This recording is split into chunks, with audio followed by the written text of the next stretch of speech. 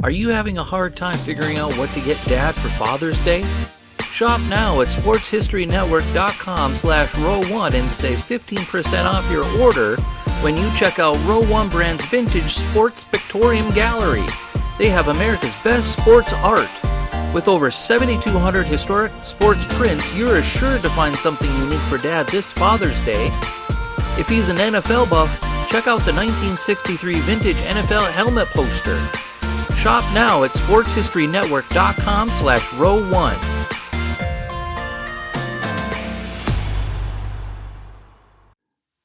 This podcast is part of the Sports History Network, your headquarters for the yesteryear of your favorite sport. You can learn more at sportshistorynetwork.com. Hello, old sports, and welcome to the Hello, Old Sports podcast on the Sports History Network. My name is Dan Newman, and I'd like to thank you for once again joining us here into our journey to sports yesteryear. I am joined, as always, by my co-host and brother, Andrew Newman. Andrew, how are you doing? I'm doing well, Dan. I'm hot. It's a hot, muggy day here in New York, and I think most of the East Coast. And it's been a while since we've recorded. I mean, we've had episodes still coming out pretty regularly, but just the way it worked out, we had a bunch of episodes in the can that we recorded, and then we've been putting those out. And it's been a while since we've actually done a recording session. So I'm interested to see if we're still on our game, or if we're a little rusty, or maybe we were never on our game in the first place. So yeah, and you say it's been a while since we recorded, and what it's really been is a while since we've recorded with just the two of us. We did the previous episode, the Baltimore Orioles of the 1890s, we recorded just the two of us. But prior to that, I think the last 6 or 7 episodes were done with somebody else. So you're right. We're just kind of getting back into the swing of things of recording episodes with just the two of us, sort of the traditional Hello Old Sports episodes. And we do hope to get some more guests on in the future, whether that's friends of ours or other hosts on the network, or we've had a couple authors on. So we do hope to continue to engage with guests, but it's nice to do a typical episode every once in a while as well. And we've done a lot of good stuff. We have a lot more good stuff to do as the summer goes on. So we'd like to thank you all for joining us as well. And so I think before we start, we would just like to, as always, thank you for listening, and also encourage you rather to do any number of things if you like what you hear here. First of all, if you don't already, follow us on iTunes or your podcast app of choice. Give us a nice rating. Follow us on Facebook, Hello Old Sports Podcast. If you want to reach out to the show and tell us what you think, or give us some suggestions, critiques, you name it, feel free to do that. You can either email us at hellooldsports@gmail.com, or you can check us out on the Sports History Network website at the Hello Old Sports page. You can check us out, or you can check Andrew out on Monday nights on Facebook, doing his Split Decision show on Facebook Live. And if you like what you hear from this show, you can also check out some of the other great shows on the Sports History Network. The one that Andrew and I have been most involved with recently is Darren Hayes and his Pigskin Dispatch. We recently did an episode on the best NFL players to wear the number 51, and we're recording one on the best players to wear the number 58, and that one is likely to air probably right around the time that this airs in late June or early July. So today's episode is another journey back into a specific year in American sports. Back in the fall, we did an episode on 1920, a 2-part episode, 100 years after the year 1920. And this year we are going to be, or today we are going to be talking about another monumental year in the history of American sports. And we're going to travel back 80 years to the year 1941 and talk about any number of topics, including a man who started baseball's famous streak that's got us all aglow. He's just a man and not a freak. Joltin' Joe DiMaggio. So 1941 in baseball and in all other sports today here on the Sports History Network's Hello Old Sports. yeah, and baseball is going to be a big focus of the episode. As you would imagine, the 40s, baseball, by far the number one sport in the country. You know, there's certainly some other things we'll touch on, boxing and football specifically, but the year 1941, and certainly when we get to the end of the year, we'll hammer it a little bit more. There's two aspects to it. One is the one that most people immediately go to, which is that this is March through September 1941. Just a couple of months later, the United States entered World War II. So you see, like in the Ken Burns baseball thing from the early 90s, they reference like baseball had one great last season of peace before the war. And that's something that a few years later, obviously, and throughout the years now, you look back and go like, wow, there was that great year. And then, the war really disrupted baseball. But even putting all that aside and just looking at it absent any historical context, it was a great year for baseball, both individually, team-wise. You had the DiMaggio streak, like my brother was mentioning. You had a bunch of other stuff. I don't want to spoil the episode, although I'm sure most people listening to this know where we're going with a lot of it. Even if the United States had not, even if it wasn't the last baseball season before 1941 or before the United States entered World War II, it would still be a very important baseball season historically.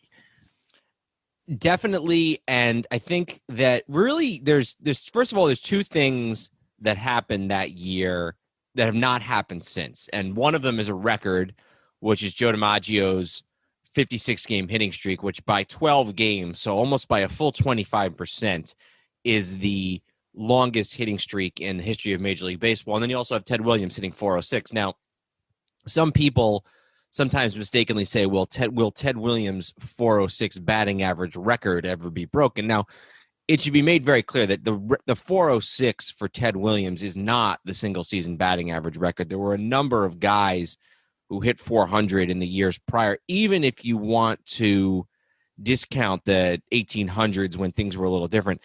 Several players hit 400 in the 20th century prior to Williams doing it in 1941, but nobody has done it since. So a couple of guys have come close. I remember in 94 when they had the strike year, there were talk that maybe John Olerud or Andres Galarraga might do it. And didn't George Brett, I think, hit in the 390s one year in the 80s, if I'm not mistaken? Oh, look.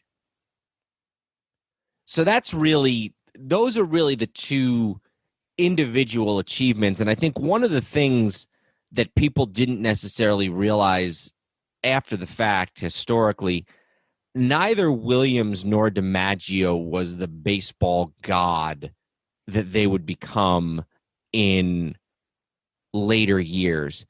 DiMaggio actually was not the most popular player in New York. He had some injury issues.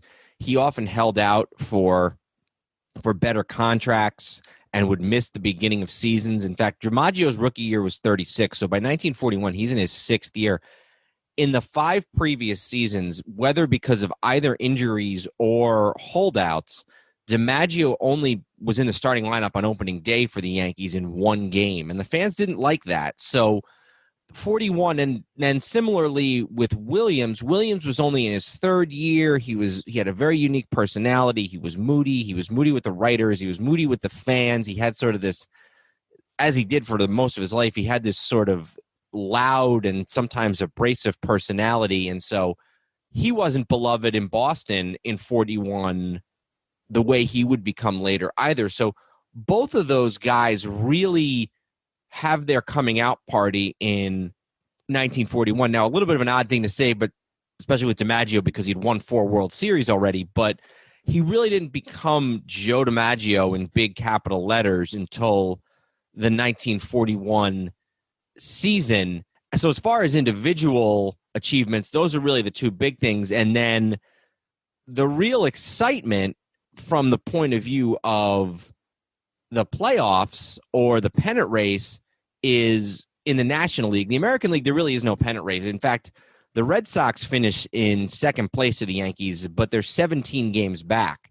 So when you talk about once the DiMaggio streak is over and all you have is Williams, the real drama is in the National League between the upstart Brooklyn Dodgers and the sort of, I guess you could also say maybe in some ways the Cardinals were a little bit, when did they had won the World Series in 34. And then had they lost to the Yankees? I'm sorry? They were about to win 3 straight pennants. Now, obviously. Okay, so they won it in 39, the Cardinals? No, I said they were about to win 3 straight pennants.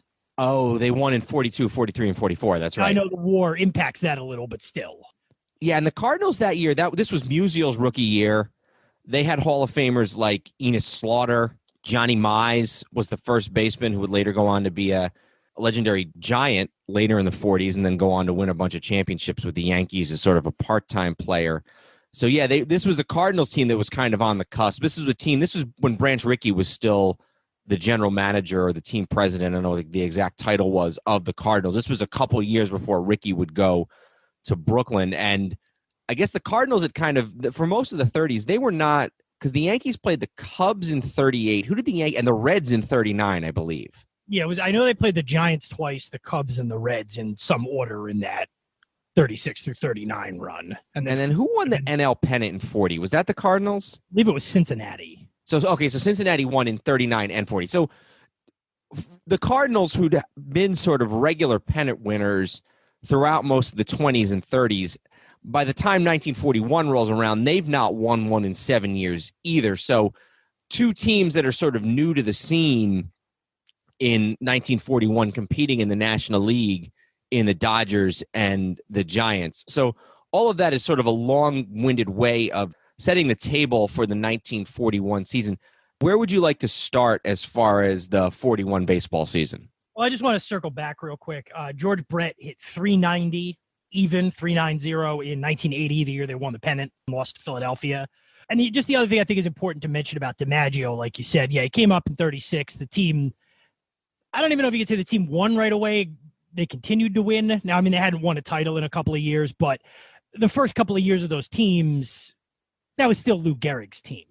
And while Lou Gehrig was not the most brash, guy in the world, he was by then a really established star. He had been on all the teams with Ruth. He was a steady guy, didn't really seem to rub anybody the wrong way necessarily, except Babe Ruth's wife. So then even as Gehrig is leaving and it's becoming DiMaggio's team, Gehrig is leaving because he's got this terrible illness and ultimately ends up dying in 1941. So even though you look and go like, oh, well, they won right away with DiMaggio, of course it was his team right away, wasn't necessarily the case until, like you said, this 41 year where he had center stage, obviously really center stage for a couple of months there, and then brings it home in the end and sets up the next leg of the Yankee dynasty through the early 50s until he passes the torch to the next guy. And I think your point about about Gehrig is a good one. And we are recording this in the second week of June, and it'll likely air, like I said, at some point in late June, early July. But MLB just finished having its very first Lou Gehrig Day. I think it was this past weekend or maybe the weekend before. And what it was it celebrated the 80-year anniversary of Gehrig's death in 1941. So sort of just as DiMaggio is really starting to come to the forefront with the streak, Gehrig passes away, and it's this very sort of end of one era and the symbolic sort of passing of the torch into the DiMaggio years, where DiMaggio is the most famous athlete in America and the undisputed leader of the New York Yankees. And that's a position, even in the 3 years that he misses during the war, that's a position that, like you said, he'll hold for the next 10 years until he retires.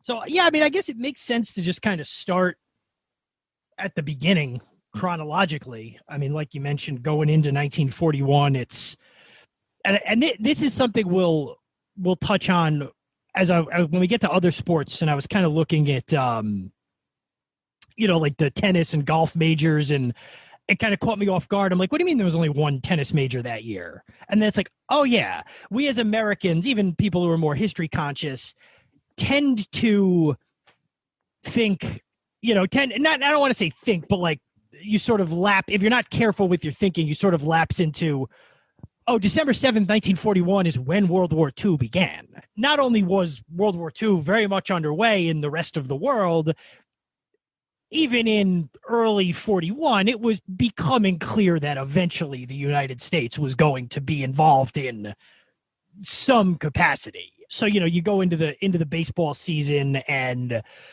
that Yankee run had ended the year before. They had lost the pennant by just a couple of games in 1940. I think it was like a 3-team race, and Detroit won the pennant that year, right? In 40. Yeah, Detroit, absolutely. So Detroit wins. They interrupt the Yankee, run of 4 straight championships. Like you mentioned with the National League, it's a little bit of the Reds are clearly the lead dog, but it's only been a couple of years. You have a bunch of teams floating on the periphery. So it's kind of set up to be a little bit more of an unpredictable year than it might have been in the previous 5 or 6 years, where on one side you could basically pencil in who the American League champion was going to be, and on the other side you kind of maybe had it narrowed down to just 2 teams or something like that before the season even began. Why don't we talk first about this Dodger team? Sure. So this is a team, the Dodgers had not been, we talked a little bit about this way back when. I actually, within the last week, I was listening back to I don't listen to the episodes when they come out because by the time I've recorded them and then edited them, I don't really need to hear them for a third time when they come out. So I usually wait about 4 or 5 months to listen to the episodes. And I actually went all the way back to our second and third episodes over the last week or so and listened back when we did the New York Yankees all-time team and then the New York National League all-time team. And we talked a little bit about Zach Wheat and how he was on the Brooklyn Dodgers in 1960 and then in 1920 when they won what had been their only 2 pennants in the 20th century. And so the Dodgers became this sort of joke, the bums, the team that never won. Bill Terry managing the Giants saying, is Brooklyn still in the league? And they were really bad until the late 1930s. And in the late 1930s, I think it was 1938, was when they traded for Leo Durocher, who had been a shortstop and sort of a leader of the St. Louis Cardinals. Was Durocher the manager of those Cardinals teams? I'm pulling Durocher up here. Let me just get the exact details. You talking about like the Gas House Gang? No, he wasn't. I'm sorry. You're right. He was not. So Durocher had been, just giving you, Durocher came up with the Yankees in 28 and 29. He was a Yankee. Went to the Reds 30 to 33. Was with the Cardinals 33 to 37, and then started with Brooklyn in 38. Durocher was a not a great player, but a scrappy player. He won a couple of titles when he was with the Gas House Gang Cardinals. Babe Ruth hated him. He called him the All-American out because he said he couldn't hit for anything. And I think also there's a story that Babe Ruth caught Leo Durocher stealing from him and beat the living hell out of him at some point. But Durocher was sort of the typical 1930s brawling player. And in I wanted to stop with that. Babe, every story about Babe Ruth with money and possessions and things, the only way Babe Ruth was going to notice you stole from him is if he saw you doing it. So, you had to be a pretty bad thief to get caught by Babe Ruth. Well, not hard to know where Babe Ruth was at any time. He was very loud and boisterous, and everybody was always the center of attention. And B, he, between the bedroom things and drinking and all of that, chasing his manager around with a knife, just wait until he's not around if you're going to steal things from him. It's not that hard. I think it was in the Ken Burns baseball thing where they said he was a man with an almost unlimited capacity. This is Durocher, an almost unlimited capacity for making a bad situation worse. So 2 things happen in 38, which is that the manager of the Dodgers, Burley Grimes, trades for Durocher from the Cardinals. And this is also when the when the Dodgers hire the former general manager of the Cincinnati Reds, Larry MacPhail, and he becomes the team president of the Dodgers. And MacPhail is one of the great innovators in baseball history. He was the one who first has the idea for night baseball in Major League Baseball. Now, it had been around in the Negro Leagues and other places, but MacPhail is the one with the foresight to bring night baseball into the major leagues as a way to boost attendance during the Depression. He is also one of the first ones. He's one of the pioneers of putting the games on radio, which you wouldn't, believe it or not, radio was something that a lot of teams, especially in the New York area, were resistant to because they thought if fans were able to listen to the game on the radio, they wouldn't buy a ticket and go to the game. So MacPhail comes to the Dodgers also in 1938, and he takes an immediate liking to DeRocher. They're very similar. They're both loud, hard drinking, not afraid of a fight type of guys. And so in 38, he fires Burley Grimes and makes DeRocher the manager of the Dodgers. And 39 for the Dodgers is also the first year where they sort of adopt what we think of as sort of the classic Dodger blue and white. They'd actually worn green for a while in the 30s, green and white, but they go to the classic Dodgers blue and white uniform scheme starting in the 1930s, and they gradually start to crawl up in the standings. 39, they're in third place, 84 and 69. 40, they're in second place, 88 and 65. And then by 41, they are ready to make that final leap and really contend for a pennant for the first time in 2 decades. And you mentioned them going from, I believe in 39, they jumped from 7th in 38 to 3rd in 39, which is obviously a big deal, and the goal is always to win the pennant. But a big thing back then was the second division versus the first division. And I would always hear people, old clips, I'd hear whether it was managers or whoever talk about that. And I thought it was just a way to say, like, well, we want to finish in the top half of the league. But the way it was structured was if you finished in second, third, or fourth, the first division, you got increasingly smaller shares of the postseason money. So obviously, if you won the pennant and then the World Series, you got a lot of money for that. And relative to what your contract was back then, it was a much bigger deal than it is now. But you still got to cut like a bonus basically in this if you finished in second and third and in fourth. So going from 5th to 4th was probably the biggest move you could make other than going from second to first in baseball at the time. And this was a time where the money mattered to these guys. No, first of all, it was in the middle of a depression. But second of all, and this is something that carries over probably really even in the 50s and the 60s, where winning a World Series or getting a share of the postseason money, that could mean the difference for some of these guys between having to get a job in the offseason and not.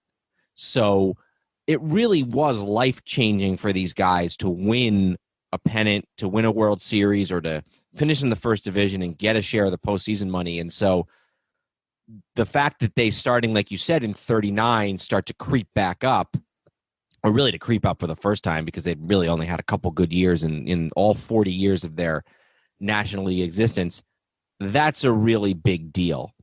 And just one last thing on the money. The other thing, too, is, and we're not talking about, Joe DiMaggio. He was going to be fine whether he got postseason money or not. But the other thing, too, is you really have no negotiating power at that point other than just the benevolence of the owners. So if the team does well, if they make the World Series, if they win the World Series, the team has more money. So they might be a little more inclined to give you a little bit of a bonus, or not a bonus, but like a little bit of a bump in your next year's contract, which is really your only choice at that point. So beyond just playing for the spirit of the game, all of these things matter in terms of getting more money, which in turn creates a more healthy sort of clubhouse and a hungry team, et cetera. So, all right, so let's talk a little bit. I guess the other thing I should mention, and we'll get to this later, is that despite the fact that they're sort of kindred spirits, MacPhail and DeRocher end up hating each other. There's a famous, I think that DeRocher at one point told MacPhail, you know what you should do? You should go and F yourself. And it's like, so they were not, and DeRocher gets fired by MacPhail, I think, dozens of times and then rehired the next day. MacPhail, in a lot of ways, is sort of like a Steinbrenner with alcohol in the 40s. And so the relationship between he and DeRocher is kind of similar to the Steinbrenner-Martin relationship 40 years later, where they have very similar personalities and for that reason just cannot get along for any sustained period of time. So I want to talk a little bit about this Dodger team because the Brooklyn Dodgers in their existence after 1920, they went in 41, 47, 49, 52, 53, 55, and 56. every single one of those times they play the Yankees in the World Series. Every single one of those times, with the exception of 1955, they lose the World Series. From 47 to 56 in that decade, there's a lot of similarity between the teams. Now, 47, which is Jackie Robinson's first year, it's not exactly the team that it would be going on after that, but there are, at least some of the same players. And then starting in 49, it's really the Campanella, Snyder, Hodges, Don Newcomb. It's that Dodger team. The boys of summer. The boys of summer, exactly. The 41 team doesn't get talked about as much because it's before Jackie Robinson. It's before the war. It's before a lot of these players who would define the teams come in. But it's really sort of an impressive team in its own right. And credit kind of goes to MacPhail for this. First of all, he brings in some young guys. He brings in Pee Wee Reese, the shortstop. I don't think it's Reese's rookie year in 41. Let me pull up Reese's now. Reese was a rookie in 40, and then 41 is his first full year. He plays 152 games at shortstop, and so it's the beginning of the long career of Pee Wee Reese with the Dodgers. The only guy who plays on every Dodgers pennant-winning team from 41 to 56. And then he also was able to bring in a lot of guys who were veterans who'd been cast off by other teams. So one of their outfielders that year is a guy by the name of Pete Reeser, who ends up being a 3-time All-Star for Brooklyn and wins a batting title. He's sort of the other. He hits 343 in 1941. He's sort of the other young guy on the team with Reese. They're both 22. But then he also is able to bring in guys who had been stars elsewhere that he's able to get for cheap prices because the teams view them as over the hill. Sort of the most prominent example of this is probably Joe Medwick, Ducky Medwick, who's a Hall of Famer for the Cardinals, had won the Triple Crown in what year did Medwick win the Triple Crown? 1937 with the Cardinals and was MVP. He'd won the World Series in 1934. He was an 8-time All-Star, 7-time All-Star, I should say, with the Cardinals. And so, MacPhail is able to acquire him. I want to see here if I can see on the list what if it says what MacPhail acquires him for. While you're looking, there's also, he only plays in 11 games, but they also had briefly on that same team you talk about going back, they had Paul Wainer, who had been with the Pirates going back as far as 1926 and was sort of the signature guy on those teams for a period of time. And here he is in 1941 still getting a cup of coffee with the Dodgers, and actually played a few more years, but that was mostly a product of the war and just that he was too old to be drafted, so he was still around. And I actually have a story about Paul Wainer in a second. So they acquire Medwick, and I was wrong. I thought that he got Medwick cheap, but he didn't. MacPhail actually trades for Medwick in June of 1940, and there are other players involved in the deal, but the upshot is that MacPhail pays $125,000 to bring Joe Medwick to the Dodgers, so he's not afraid to spend money to improve his team. And then the other real veteran that they bring $100,000 in today's money. I'm sorry? That's almost $200,000 in today's money. $125,000? It's a lot. It's probably millions, I would think. A lot more than that. So it speaks to his willingness to spend money to build the team. And then they also bring in a guy named Dolph Camilli, who's the MVP in 41, who had been a sort of a little bit of a journeyman in the National League. He'd been on both the Cubs and the Phillies and had been a good player, but maybe not a great one. But he has this one great year in 41 where he leads the league in home runs with 34 and RBIs with 120, average not as high, 285. So he's really starting to build this team. Billy Herman is another guy who was – Billy Herman had been he was a second baseman for the team, and he had been – I believe Herman had been with the Cubs in the 30s. Yeah, Herman, his best year prior to this was probably 32. He was on the Cubs team that lost to the Yankees in 1932, and that was the called shot year. And I want to see how much MacPhail paid for Herman. He paid $65,000 and a couple of players for Herman. So he's willing to spend money to bring in players to this team while also sort of scavenging for guys who are maybe sort of cast-offs. And so by 41, the Dodgers are really positioned. They're in a place to win. $125,000 in 1941 is just over $2.2 million in today's money. So just figured I would point that out. The other thing I wanted to mention is you mentioned Paul Waner. I saw an interesting story, and it involves another player who was another really, really good player for these Dodgers in the 40s, somebody who we have to sort of mention the elephant in the room with this guy, which is Dick. I'm sorry? Oh, I said you said elephant in the room. I thought you meant he played on the A's first. Go ahead. And that's Dixie Walker, who was a very popular player in the 1940s with the Dodgers. He was actually known as the People's Choice, which was the Brooklyn way of saying choice. And they loved him. He was very popular in Brooklyn, even though he himself was, as you might imagine, by the name, he was somebody who had Southern roots, and he was the third outfielder alongside the batting title winner Reeser and Medwick, who we talked about. Dixie Walker actually got his start with the Yankees. He was on the Yankees in 31 through 35, and then they traded him midway through the 36th season, I think partially to make room for DiMaggio. And I'm just looking again because I'm just sort of fascinated with this. He's a guy that they do get really cheap. They actually get him off of waivers in 1939, and he has a really, really good couple of years there for the Dodgers in the late 30s and the 40s. Just taking a look at his stats. What does he do in 41? He hits .311 in 1941. Not a power guy, Dixie Walker, only 9 home runs, but for whatever reason, he is beloved by the Brooklyn fans. In fact, early in the season, MacPhail orders DeRocher to play Paul Waner, even though Paul Waner is over the hill.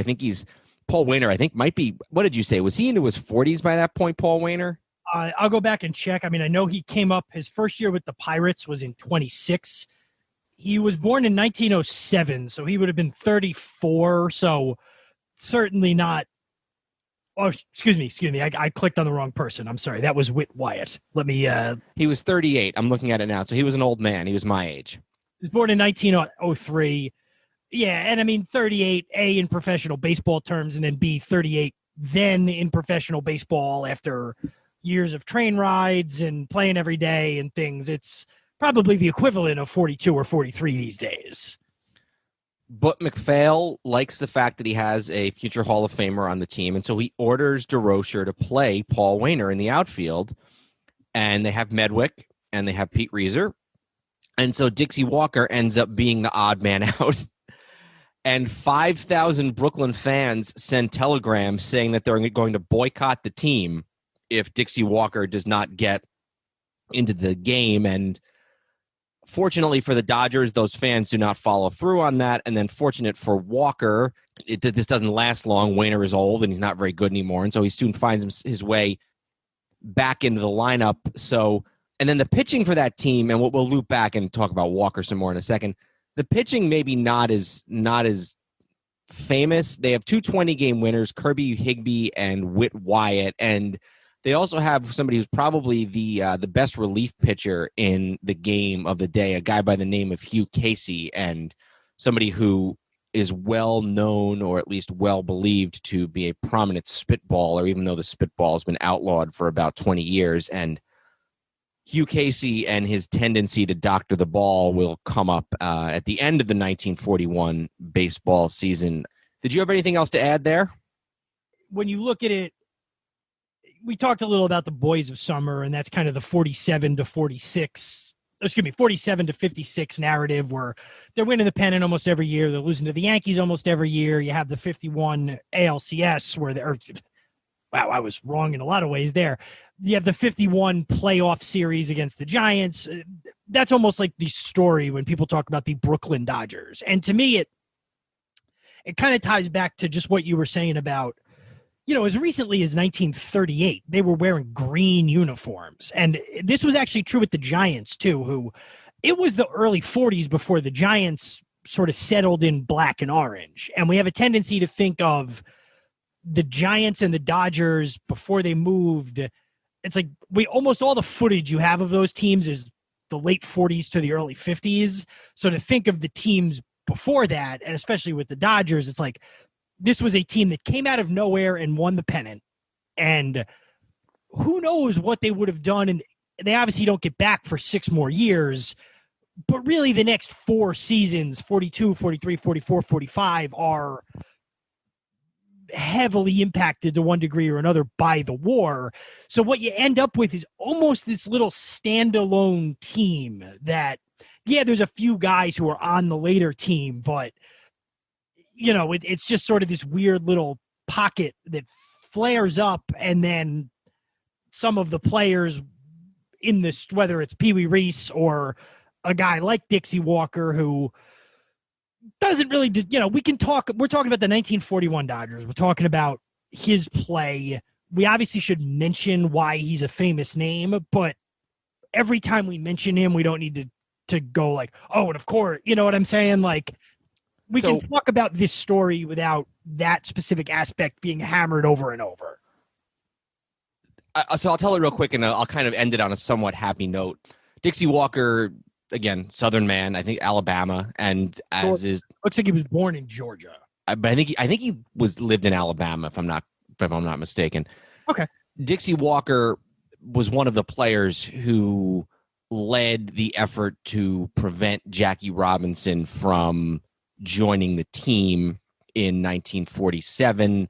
Maybe we'll do an episode on this one day, but what actually happened there, whether there was a petition, whether there was a formal boycott, whether there wasn't actually a boycott, whether there were talks of a formal boycott, not entirely clear. Fact of the matter is Dixie Walker, after 1947, is traded away from the Dodgers. It's always a question of whether he asked to be traded because of Jackie Robinson, whether he asked to be traded because he felt he was being unfairly blamed for what happened with Jackie Robinson, or whether he was just traded sort of at management's own initiative.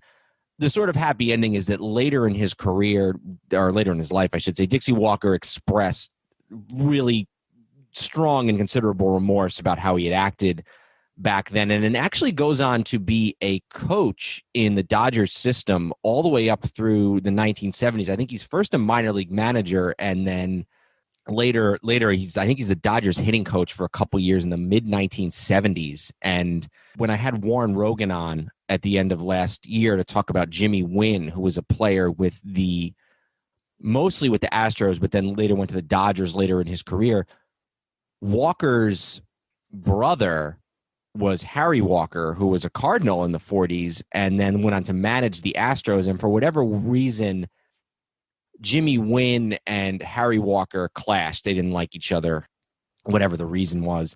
And then when Wynn got to the Dodgers, Dixie Walker, and keeping in mind Jimmy Wynn was a black man, Walker went right up to him and said, I don't know what problems you had with my brother, but I want you to know that that's not going to affect our relationship. So, and one thing I do want to point out, and I'm not trying to defend him. And we're going way off the beaten path, but to me, the Jackie Robinson story is an important enough story that A, it shouldn't just encompass 6 months in 1947, and B, you should tell the real story. There was a Dixie Walker, several Dixie Walkers on every team.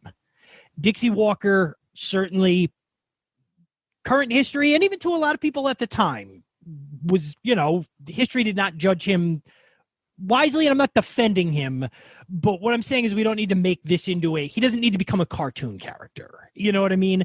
And he was a guy from the South. His team was suddenly going to be integrated. They were going to be the first team to be integrated. And he went out on a really bad limb that was terrible and certainly paid the price for it, both in getting traded from a pennant-winning team and, history, etc. But I will guarantee you, if the first African-American player had been signed to play for the, Pittsburgh Pirates or the Philadelphia Athletics or anybody, there would have been several Dixie Walkers on any of those teams as well. That's really all the point, Yeah, no, absolutely. And I think those are all important things to raise. The other interesting thing about the Jackie Robinson story is just to kind of bring it back to the modern thing, is that the DeRocher element of the Jackie Robinson story is great and frankly hilarious because DeRocher is the guy who finds out about this potential boycott and basically defends Robinson to the hilt. This man has a right to be here. He's going to make us all rich. And then DeRocher and Robinson ends up spending the next 10 years hating each other, not for any deep-seated racial reason, but just because they hate each other based on their personalities. And that's one thing I like about Leo DeRocher is he's probably the first guy in the country to hate Jackie Robinson that has nothing to do with his skin color. He hates Jackie Robinson because he becomes the manager of the Giants. Jackie Robinson is on the Dodgers. By that point, Jackie Robinson is not the genteel, turn the other cheek 1947 Jackie Robinson, and they got on each other about baseball and they tried to ride each other, and so that's it's just interesting to me that I've always just kind of gotten a kick out of that even when he's on as the Giants manager and is all over Robinson, it's not racial at that point. It's and you know what I just read the other day that was actually by the way, Robinson gave it back to him plenty. Just as good, yeah. Yeah. The other thing that I just found out about this, I'm actually for Justin McGuire for Baseball to Buy the Book. I'm reading a biography of Horace Stoneham, who was the owner of the Giants for 40 years. And the part I just read was the story about how DeRocher basically in 48 was managing the Dodgers on a Friday, and by Saturday he was managing the Giants. It was like a midseason trade.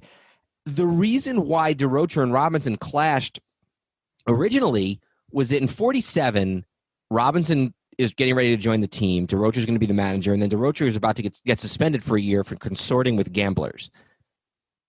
They call up this guy, Bert Schotten, who becomes the manager of the Dodgers in 47. They make the World Series. They lose it in 7 games. Going into 48, DeRocher's supposed to come back. And he comes back, and the team struggles immensely. And one of the reasons why they struggle is that Robinson, having had this heroic 1947 Rookie of the Year, beyond that, obviously integrates the game, sort of goes on the banquet circuit for the year. And if anybody deserves it, it's Jackie Robinson. Goes on the banquet circuit, eats, drinks, all that stuff, and comes into training camp fat and out of shape. And DeRocher loses his mind. He's like, this guy was skinny for Schotten, and he's fat for me. And so he's like, making Robinson run laps and everything. So that the hatred probably started there even before he goes to manage the Giants. And just to sum this up, and if anybody's like, oh, yeah, I'm sure it wasn't racial, those Giants team, first of all, Leo DeRocher loved Willie Mays like a son in terms of probably what you would consider now coddling him to try and, get his confidence up. And those Giant teams were well ahead of the curve in terms of number of black players and all of that. So we've gone way off the beaten path here, but, I'll take any example to talk about, New York baseball in the late 40s and early 50s. So why don't we go back to talking about New York baseball in the early 40s? We've kind of set the table with the Dodgers. I think we should probably also set the table with the Yankees a little bit. Absolutely. So they'd won the 4 in a row, but then 40 was kind of a down year for them. And Ed Barrow, who was the longtime president of the team, passed away in 1940. They finished 3rd. They finished 88 and 66. It was the first full year without Gehrig. And so going into 41, I think there were some questions out there. And then also that's compounded by the fact that they really start off the season in a slump. It's the first year, in addition to being kind of DiMaggio's coming out year, it's the first year for Phil Rizzuto at shortstop. And so in a lot of ways, even though this is a team that had just won 4 World Series, it is a little bit of a turning of the page for the Yankees in 1941. Yeah, and it's it's almost hard, and I'm just as guilty as anybody, to look and just go like, oh, well, the Yankees were this unstoppable 42-year machine that was barely interrupted. But you got to think about each individual year, with very few exceptions. 27, I would argue, is an exception, and a couple other teams had their struggles, had their ups and downs. And as I'm just looking here, sort of superficially on the 41 roster, they have Bill Dickey as their catcher, who's 34 years old, which we just talked about how old Paul Wainer was, as a couple of years older than that. They have a couple of guys who are, really young. You mentioned Phil Rizzuto is 23, Joe Gordon, 26, DiMaggio is 26. It's a lot of youth. And then from a pitching staff standpoint, Red Ruffing is 36 years old. He's probably the most famous name on, well, Lefty Gomez as well. But, it wasn't a foregone conclusion that, this team is just, they lost last year, but now they're just going to get right back on it and cruise to another pennant. And people are worried, and they don't get all out to a great start. And by the second week of May, the third week of May, by May 15th, they are at home hosting the White Sox with a record of 13-15. And maybe we should pick the story up there. Yeah, so they're 13-15. They're obviously struggling. And in that game, I believe, were they getting their butts kicked in that game? Or they lost 13-1. Okay. And during that game, Joe DiMaggio gets a base hit and would then go on from there to that began the longest then and still by far longest consecutive games hitting streak in Major League Baseball history. 56 games, and obviously we'll talk about sort of during it, but at the end I'll go over his numbers. But basically 2 months where he got at least one base hit in every game, and as he was getting closer, he was just passing more and more records. They discovered a record from the 1890s Orioles, who we talked about in the last episode, when he passed Willie Keeler, and then just kept going for another week and a half, 2 weeks until Cleveland. And I think that there's been a myth out there, and I came up with this in a couple places as I was doing some of my research. There's a myth out there that maybe people didn't pick up on this until he hit like somewhere in the 30s. But it turns out that this was actually something that people were aware of pretty easily, or pretty quickly, I should say, probably starting at about somewhere in the 20s, I think. Well, I just actually see in the Wikipedia, it says by the time the streak reached 13 games, it started receiving attention in the New York City press. Dan Daniel made note of the run on May 28th in the New York World Telegram. Jack Smith mentioned it after 14. So at least it got mentioned as early as 13.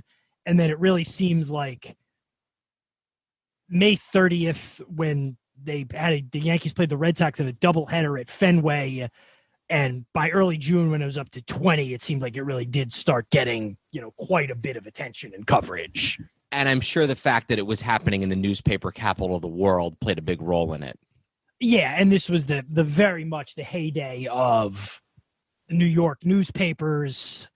Just again, it's hard to divorce from world events, but it was not the world climate or U.S. political climate where newspapers were going to be.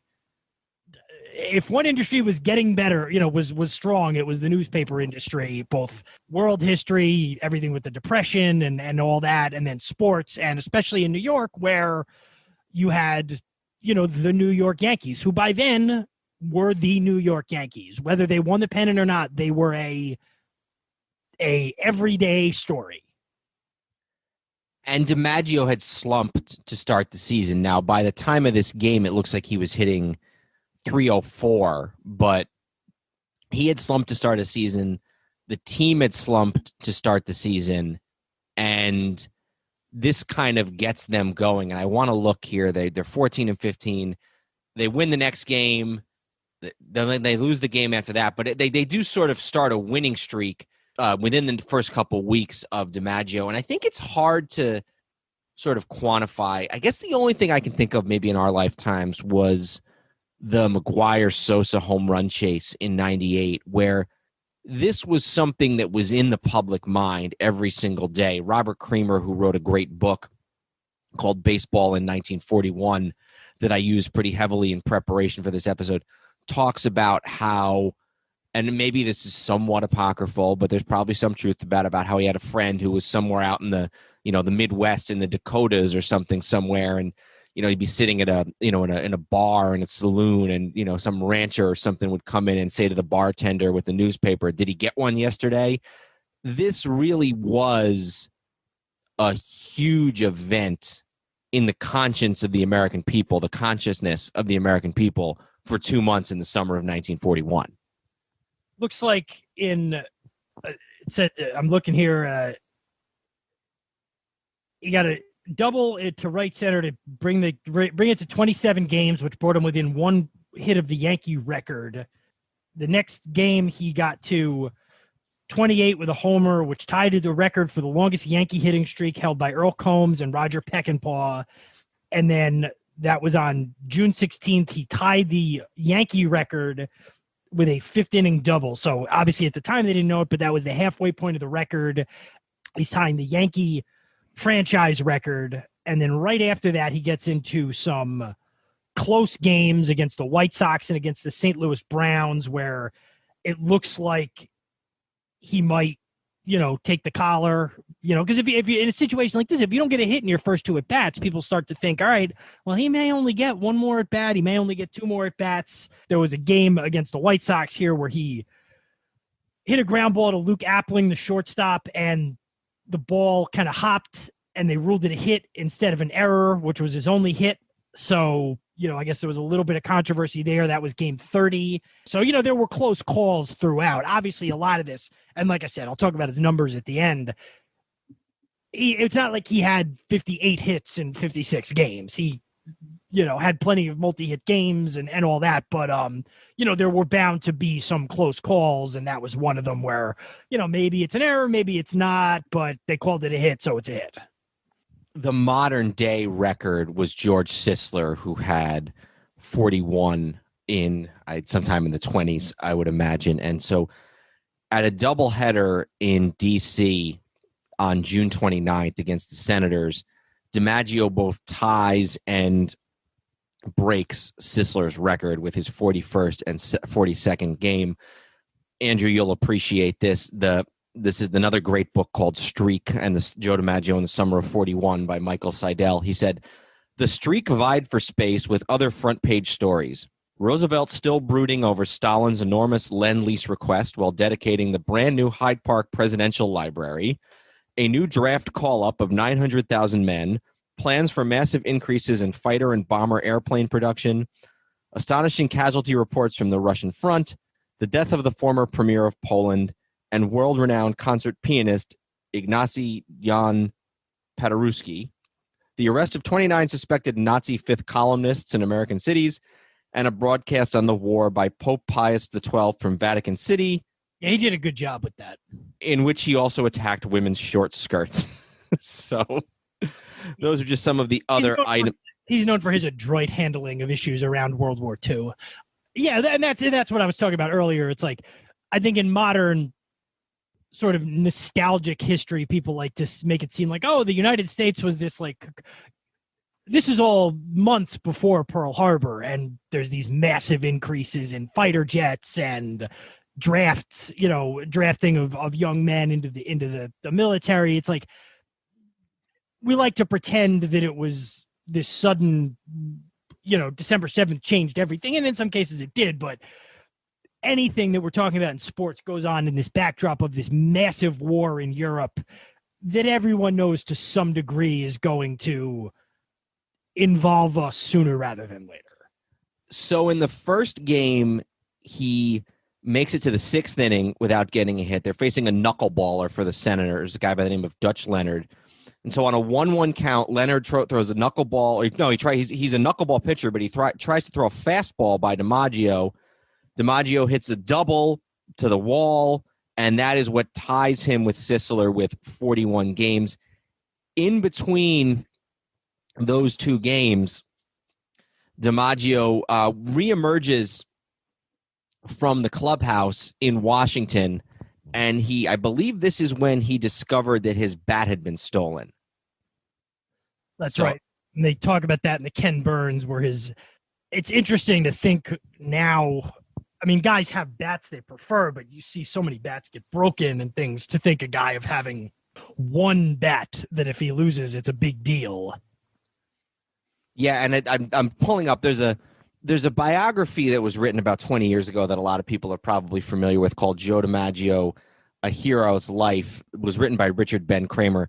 To say it is not a flattering portrait of DiMaggio is probably an understatement, but it does, in addition to sort of tearing down the DiMaggio myth and showing how troubled he could be in his personal life, it also is a really good baseball book. And it talks about DiMaggio comes out of the clubhouse, and he sees Tommy Henrik swinging one of his bats, and that Henrik had previously borrowed, and he goes up to Henrik and says, Tommy, you got one of my ball bats. And Tommy says, no, this isn't the one that I'd been using. And he rips it out of Henrik's hand, and he realizes it's not the same one. And he goes around for whatever reason, he called it his ball bat. And so later in the game, he has a ball that he hits, and it doesn't go to where he thinks it would be. So he says, if I had my own ball bat, that would have been a hit. But eventually he does get a single in the 7th inning of the second game of the doubleheader in what would probably be his last chance. And that gets him to the 42 where he takes the lead on Sisler. And then I don't know if you have anything else to add there, but I do want to talk a little bit about the missing bat, because it's been mythologized a little bit. And I just wanted to say, because you're mentioning, him kind of snapping at a teammate, and, certainly we could do whole episodes on DiMaggio and his personality, his interactions. And it's another one where he probably gets a complicated guy, probably gets reduced a little too much, but there is some truth to it. But the pressure this guy's under here has to be, I mean, there's been movies about, Roger Maris trying to break Babe Ruth's streak, and certainly Babe Ruth looms large and all that, but Roger Maris can have an 0 for 3 day or an 0 for 4 day. This was every day. He had to get himself in a position. Probably you figure by the time it got to 20, 24 or 25, he started caring about it, at least probably earlier than that. That's every day. He's got to get himself up to go play baseball and get a base hit, at least one. And if you don't get a hit in your first at bat, it's each at bat, it starts to weigh on you more, in addition to having to play center field and win games for your team as well. And he develops ulcers. He really is, like you said, just the day in, day out stress from a guy who was probably sort of a little bit high stress to begin with. Sure. This is really, this really takes an effect on him physically, but he just goes out and he keeps playing and he keeps winning. There's just a couple more games I want to talk about here, sort of in the procession of things. In Boston against the Red Sox, he hits a home run to make his number 45 to pass Keeler. It's funny, I hadn't realized this my whole life, but when I read the Kramer book, I realized this. Apparently the Keeler streak was something that was kind of discovered later. It was discovered after the fact, not after the fact, but it was not the Keeler streak was not discovered until DiMaggio had already started on his streak, and everybody thought Sisler was the number. And then sort of at some point in the 20s or 30s, they said, oh no, there's this other record too, Willie Keeler in 1897 hitting 44 games in a row. Yeah, again, this is Wikipedia, but it says, although the press ran stories on DiMaggio passing Sisler's modern-day record and the achievement received fan acclaim, newspapers had discussed the longer mark set by Keeler in some prior accounts, and DiMaggio had been made aware of Keeler's run by a reporter, which I'm sure his response to that was pleasant. But yeah, so he was at least aware by the time he even got to Sisler. Before we talk about the night it was stopped, we should talk about the bat real quick, because it is eventually recovered. The sort of sanitized story is that a young fan, or a fan, maybe not a young fan, but a fan sees this and they decide they're going to sort of go on a quest and they help find the bat. Turns out it was more likely some of folks who may have been a little bit associated with the mob. And that was another thing that Richard Ben Kramer discovered in his book, or wrote about, I should say, in his book, his biography of DiMaggio, about how the traditional story about how maybe this was, just some benevolent fan, that chances are there were some connected guys who were involved in trying to track down this bat. So it's a little bit of a stretch to think that the most powerful Italian-American in the country who played in New York City in the early 40s had help from the mafia. I personally think that's slander. Well, the funny thing, too, is that I think the story is, and folks listening maybe can double check this, I think they found it in Jersey. And I had always thought that they must have been stolen in New York if it was found in Jersey, but I think it was actually stolen in D.C. So, yeah, no, a very interesting side note there. So he finally loses the streak at 56 against the Cleveland Indians, and I have the date here if you just bear with me for a second here. And I believe while you're looking, it was the All-Star break happened late in the streak, and I believe he got a hit in the All-Star game as well. But that one didn't officially count. I'm aware of that. No, that's from the Ken Burns thing, too. It's like in July, you got a hit in the All-Star game, but that one didn't officially count. As if anybody who is watching that knows anything. Hourth 11 of the Ken Burns baseball thing is not aware that hits in the All-Star game don't count. But he did get one in the All-Star game. So he faces two Cleveland Indians pitchers on July 14th in an effort to make it to 57. He's shut down by two pitchers by the name of Al Smith. Kind of interesting that he starts the streak against a guy named Smith and Edgar Smith for the White Sox, and then 56 games later, he loses it in part to a guy named Al Smith for the Indians. I believe it was on the 17th of July, according to this. Oh, okay. I'm seeing July 14th in this book, but I could be reading it wrong. Right. I don't know. No, you're right. July 17th. And he loses it on two really good plays at third base by Ken Keltner, who's otherwise not very well-known Cleveland Indians third baseman. Keltner later says that he was afraid when he left the game that he would run into a disgruntled Yankee fan. He said, quote, Joe had a lot of Italian friends in Ohio. And then DiMaggio's last chance of the night came when he hit against reliever Jim Bagme in the eighth inning with one out and the bases loaded, and the Yankees are ahead 4-1. He hits a ball that takes a nasty hop, and it is fielded by Boudreau. He hits into a double play, and he is just barely out at first. Not that it would have mattered because it wouldn't have been a hit anyway. The Indians score 2 runs at one point to make it 4-3. And so going into the top of the ninth, if the Indians score another run, then the Yankees could potentially have DiMaggio come to the plate again, but the Indians are shut down by the Yankees, and the crowd lets out a collective groan, even though their team has just won the game. DiMaggio very famously goes out by himself. He borrows money from Phil Rizzuto because he'd forgotten his own wallet. He tells Rizzuto that if he had gotten a hit, he would have gotten a pretty sweet endorsement from Heinz Ketchup and their 57 flavors. He said, the Heinz 57 people have been following me around. I would have made a bunch of money if I'd gotten a hit tonight. And that is the end of perhaps the most storied streak in the history of American sports. The way Rizzuto tells that story is good. It's much different than the sort of cartoonish picture you hear of Rizzuto a lot of times. And Rizzuto benefited greatly from that cartoonish persona, don't get me wrong. But basically, I guess that night, the press is going on and everybody's leaving the locker room, and he tells Rizzuto, like, hey, hang around. And then, finally the two of them leave and they're walking back towards the hotel or whatever, and they're getting ready there's like a bar, and DiMaggio starts to head in, and Rizzuto starts to go with him, and DiMaggio basically just tells him, like, no, I want to go in by myself. And Rizzuto just says, like, oh, okay. And, like you said, gives him money or whatever. And then, and then the nice coda to the story is that starting the next day, I can never remember, was it 16 or 17? 16? I think it was 16. He goes on a 16-game hitting streak. Starting the next day, he hits in another 16 straight games.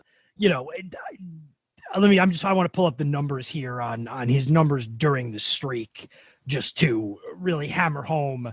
Yeah, it's a 56-game hitting streak. You can achieve that getting one hit in 56, in each of 56 games and not doing much else. And it's still an incredible, incredible performance. But just to hammer home what he did during that streak, and just bear with me 1 second while I pull it up.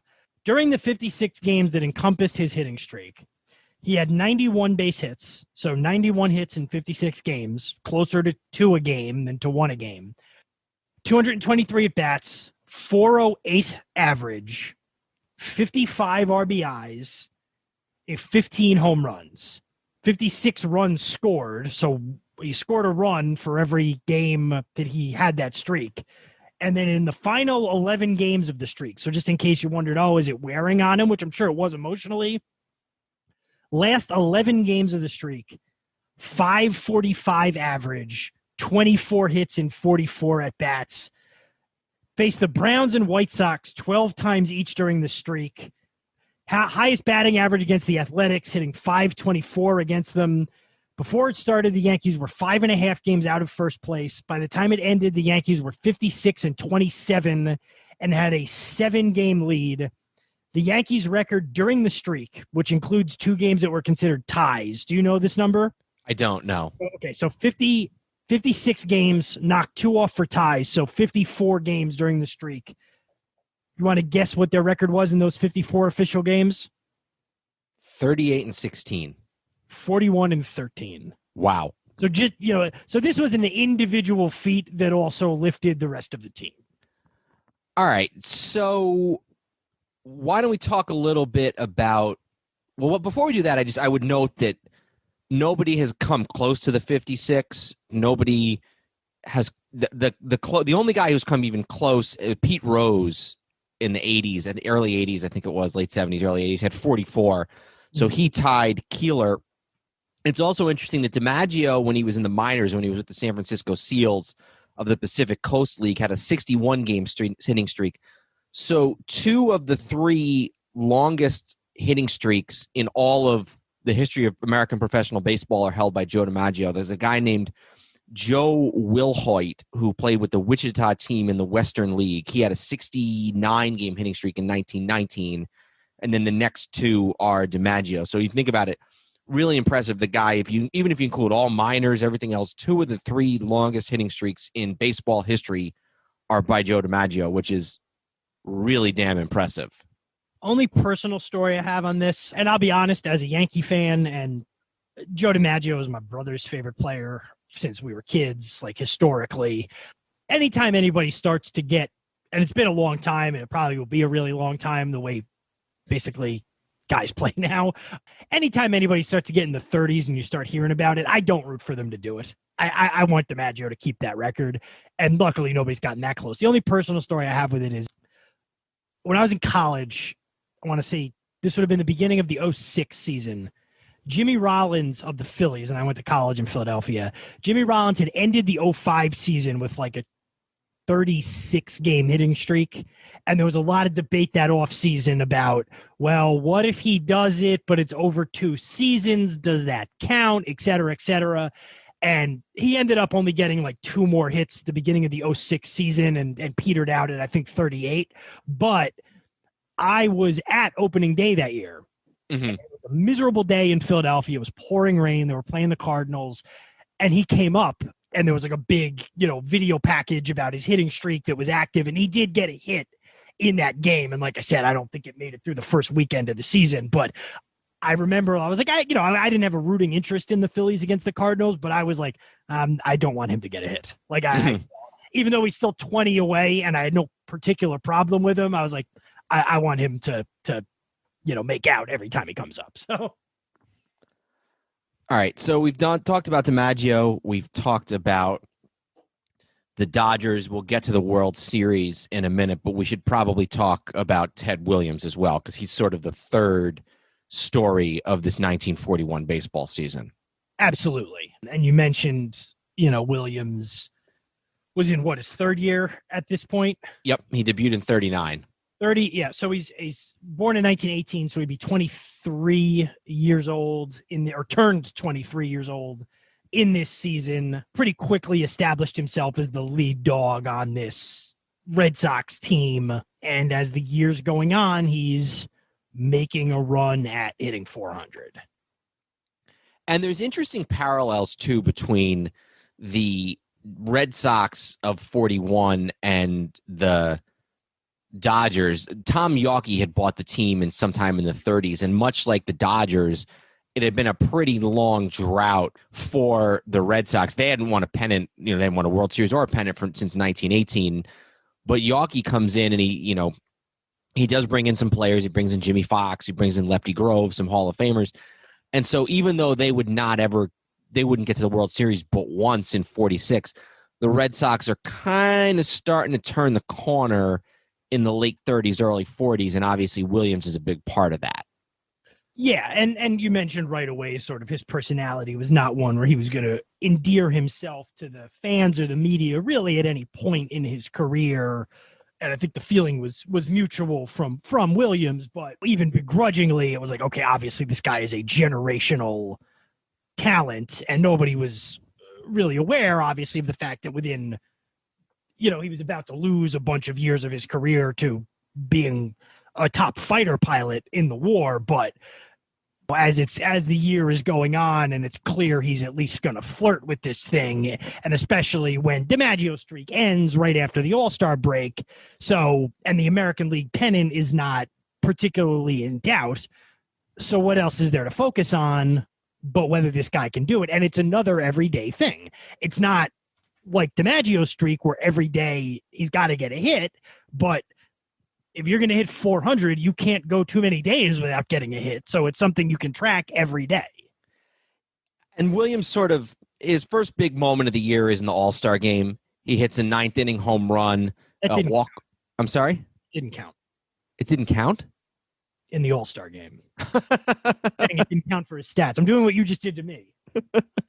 He hits a game-winning home run in the All-Star game, and I believe, I'm not 100% about this, but I believe DiMaggio might have been on base. Let me just look this up here. I don't have that in front of me, but the All-Star game was a really big deal in those days, and the National League had a 5-2 lead, and then the American League had battled back, and Williams hits this 2-run home run to win the game, and DiMaggio was on base. DiMaggio reaches on an error in the 41 All-Star game, and then Williams hits a home run to win the game. And so much like DiMaggio, Williams is really starting to kind of build on his reputation to where he's becoming the legendary player that he would once be. The team is good, but not great. It's funny because the reputation of Williams was that he was kind of a jerk, but it turns out as a teammate, all of his teammates loved him. David Halberstam later wrote a book about the friendship between Williams and Bobby Doerr and Dominic DiMaggio. So Williams really sort of beloved by his teammates, and he hovers around this 400 number for most of the summer, and then he hits a little bit of a slump, and going into the last game of the doubleheader in Philadelphia, his average drops to something like 3.999955 or something like that. And so even though he technically would have been a 400 hitter after the season ended, because it would have rounded up. It would have rounded up, but there would always been that sort of, he was just under 400. So as he had throughout the season, Williams plays. I think he goes 6 for 8 in this doubleheader against the Philadelphia Athletics, and he becomes 80 years later, nobody else has hit for a 400 average in either league of Major League Baseball. Yeah, and I think it was something like after the third hit, it was clear it was over, and even Cronin asked him going into the second game, like, you want to sit down? You've got it. And he was like, no, I don't want to. Again, he probably would have had to go like 0 for 6 in the second game to knock him down, but he told him he wanted to play, and he played and then got even more hits, which drove his average even further up. Yeah, and he ends with a 406 average. Yep, said he decided to play in both games to make it completely legitimate. 6 for 8 to leave his average at 406. Last time any player won the and that's not a record anybody's going to approach. I mean, unless the way the game is played drastically changes from the way it's played now, do you really see anybody approaching that record anytime soon? Probably not. The thing is, you have to have a high enough average so that you can withstand a slump. Yeah, you have to start hot and finish hot. You can't. Yeah, you got to be hitting 420 at some point. After the All-Star game, you can't be. Because a lot of times you'll see it with these guys, and it'll be like, well, so and so's hitting. I think Tony Gwynn one year. It's like he's hitting 395. Could he make it to 400? It's like, yeah, he could have a bad week and he could be at 380. Yeah, he's got to have a week where he hits 700 to do it. And especially now, like, say what you will, but batting average isn't considered as important as it used to be, and guys walk a lot more and strike out a lot more. So no, it's unlikely that that's even a goal for most people who are in baseball anymore, or a fantasy, let alone something that somebody's going to seriously contend for. But again, I don't want to say never, because who knows how the game is played and rules changes a generation from now, but right now it certainly does not seem to be on the horizon. And Williams, they say that and this is from the great biography by Lee Montville of Ted Williams, says that in the clubhouse afterwards, he was a different Williams. For the first time since I've known him, he liked to have other ball players around him to take pleasure in their praise and backslapping. A year before, a similar feat would have revealed him a strutting, smirking braggart. Here, instead, he strove honestly and so very earnestly to make himself one of the gang. And that's the crowning achievement of Williams' career. He never really has any big moments. He makes the one World Series that they kind of heartbreakingly lose in 7 games, but there are a lot of big DiMaggio moments other than the streak, but Williams' legacy is different. Williams is a guy who just hit. The team oftentimes wasn't very good. Sometimes they were decent. A couple times they were pretty good, but he just hit from 1939 all the way to 1960, with the exception of 4 or 5 years for the war. For the wars, I should say, between World War II and Korea. He's a guy who just hit his whole career. I think he hit 388 in like 1958 or something like that. He always just hit. I think he had one career year where he was under 300. Yeah, and he said, as a young guy, he wanted to be the greatest hitter who ever lived, and he has at least a legitimate claim to that title at this point. And it again goes back to something I've talked about before, which is like, you can't just reduce a guy's career to whether he won the championship. Obviously 46, and he gets partially criticized for 46 because the Cardinals employed that shift against him and had a bad series, and that was the only chance he had. But the reason that was the only chance he had was not his fault. It was a lot of the people around him and the climate of the fact that they were playing it 1 out of every 5 years. The Yankees didn't win the pennant if you were lucky. I guess we should also just kind of talk real quick about the MVP that year, because DiMaggio wins the MVP on the strength of the 56-game hitting streak. A lot of people have considered that a media thing, being in New York, being on the Yankees. It's not like he was all that jovial a guy either. So it's not like, well, he was nice to the media and Williams was a jerk, but hard to argue that a guy who hit 406 should not have been the MVP. And I think what happens the following year kind of lends credence to that, given that in 1942, Williams wins the Triple Crown and he loses the MVP race to Joe Gordon, the Yankees second baseman. Nice player, Hall of Famer. Ted Williams won the Triple Crown and finished second in the MVP voting, which shows that the writers really did kind of hesitate to vote for him. Yeah, and I guess just while we're talking about these two guys, and I know we want to move on, but we should at least mention sort of, and it's another one of those stories that I've just, every time the Yankees and Red Sox, or not every time, but like every third time the Yankees and Red Sox play on national TV, we're going to have to hear this story, so I'm almost tired of hearing it. But we should at least mention the two of them playing in ballparks that are probably custom made for the other one, definitely DiMaggio. And there's always the talk of the two GMs or presidents or whatever. I think that was MacPhail and Yawkey would probably be the most. Sitting down and drinking and trying to figure out, apparently agreeing. I've heard a million versions of this story, which part of it makes me wonder if it's true at all. But just kind of one night drinking, coming up in principle with a deal to trade the two, and then the next morning them both waking up and going like, yeah, this is not going to work. It would have been interesting, too, because DiMaggio would have played right next to his brother. I always wondered, did they say what year it was? I don't have that in front of me. I don't know. I mean, you figure, well, here's the question. MacPhail didn't come to the Yankees until like the mid-40s? So maybe it was post-war. Maybe it was like 47 around then. Here's what I will say. If they had done it in 1947, it would have been a good move. The Yankees. Oh, yeah, because Williams played until 1960 and DiMaggio retired in 51. And, they would have had, it would have been hard for the Yankees to do much better in the 1950s. But, yeah, can you imagine Mickey Mantle next to, can you imagine a lineup for the Yankees in the 1954 with Ted Williams, Yogi Berra, and Mickey Mantle? Well, that's also the version of that story I've heard is that the next day the Red Sox decided we need you to throw in the catcher. We need you to throw him in as well. Berra.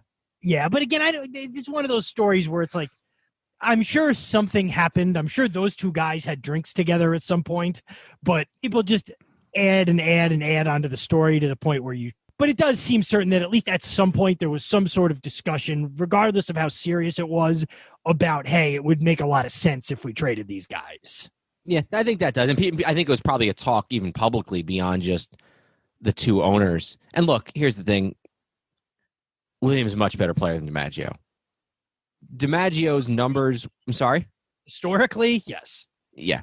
Well, other than historically, what would it be? Right now. Well, no, they're both, at the moment, they're both dead. Well, DiMaggio's got a much better head on his shoulders these days. You can feel free to cut that out. No, it's fine. I think it's a pretty common thing to joke about these days. That's where I was going that whole time. Hey, and look, unfortunately, Williams, honestly, both their guys, they're DiMaggio's post-baseball life and Williams led a very honorable post-baseball life, but, the sort of the weirdness surrounding his death and the frozenness, both ended up having sons who were like total screw-ups who took advantage of them and tried to live off their money and everything. But yeah, I do think, Williams is probably a better player than DiMaggio. So let's talk about the World Series real quick. And I want to start with a little story. After the Dodgers won the pennant, I think they were in Boston in September of 13. And most, if not all, train travel in those days was still done by...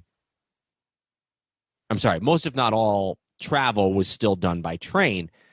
And so the Dodgers are making their way back home, and they're having a huge party on the train. They've just won the pennant, and they're pulling into Manhattan.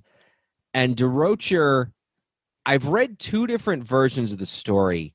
He was either worried that some of his players would get off at 125th Street, or he's worried that too many people would get on the train at 125th Street and his players would just be mobbed.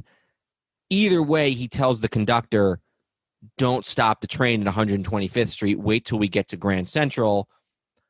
Unfortunately, Larry McPhail is waiting for the train at 125th Street.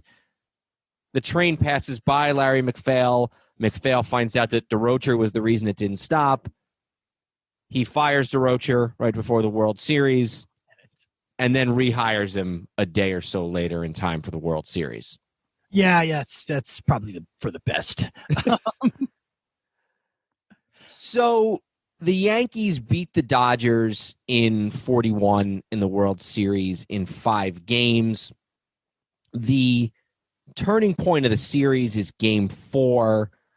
The Dodgers go into the 9th inning ahead of the Yankees 4-3, ready to tie the series. The batting champ, Pete Reiser, hits a home run, the 2-run home run that scores both himself and Dixie Walker, who was on base. And so they go in with a 4-3 lead to the bottom of the 9th. Or it might have been the top of the 9th, but into the 9th inning. I don't know who the home team was, but into the 9th inning. In which game? Game 4 this was? Game 4. So the Dodgers are getting ready to tie the series. Yeah, Game 4 would have been at Ebbets. Game 4 is at Ebbets Field. 2 outs, nobody on. Hugh Casey, the relief pitcher, is pitching, the guy who was often suspected of doctoring the ball on occasion. He strikes out Tommy Henrich to win the game.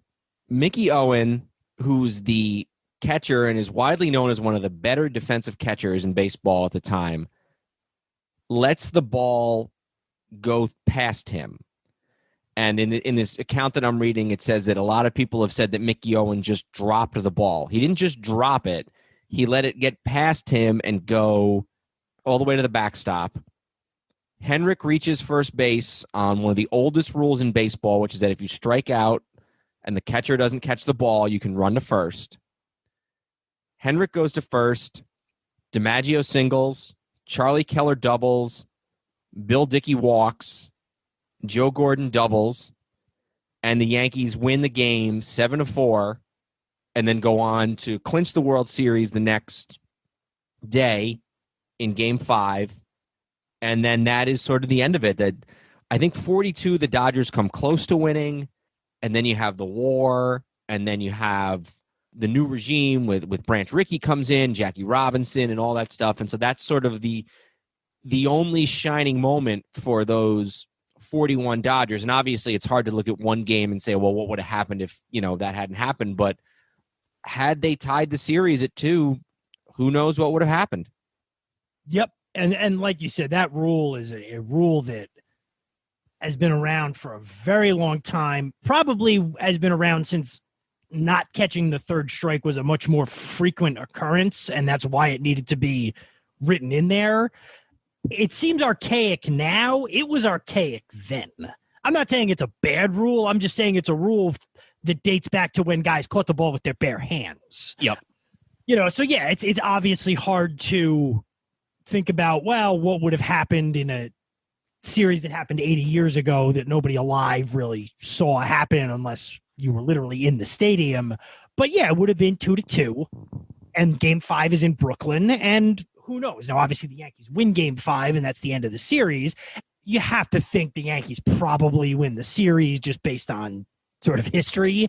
But yeah, it definitely goes down as one of the all-time World Series sort of historical anomalies, then compounded by a furthering of probably the death knell for McPhail ultimately, which is going in after his team loses Game 4 of the World Series.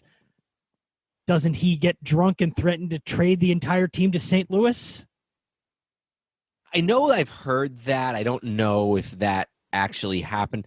I've also heard that in 42... Sounds good. I'm sorry? Let's pretend it did. It sounds good. I also heard that in 42, he sort of dramatically...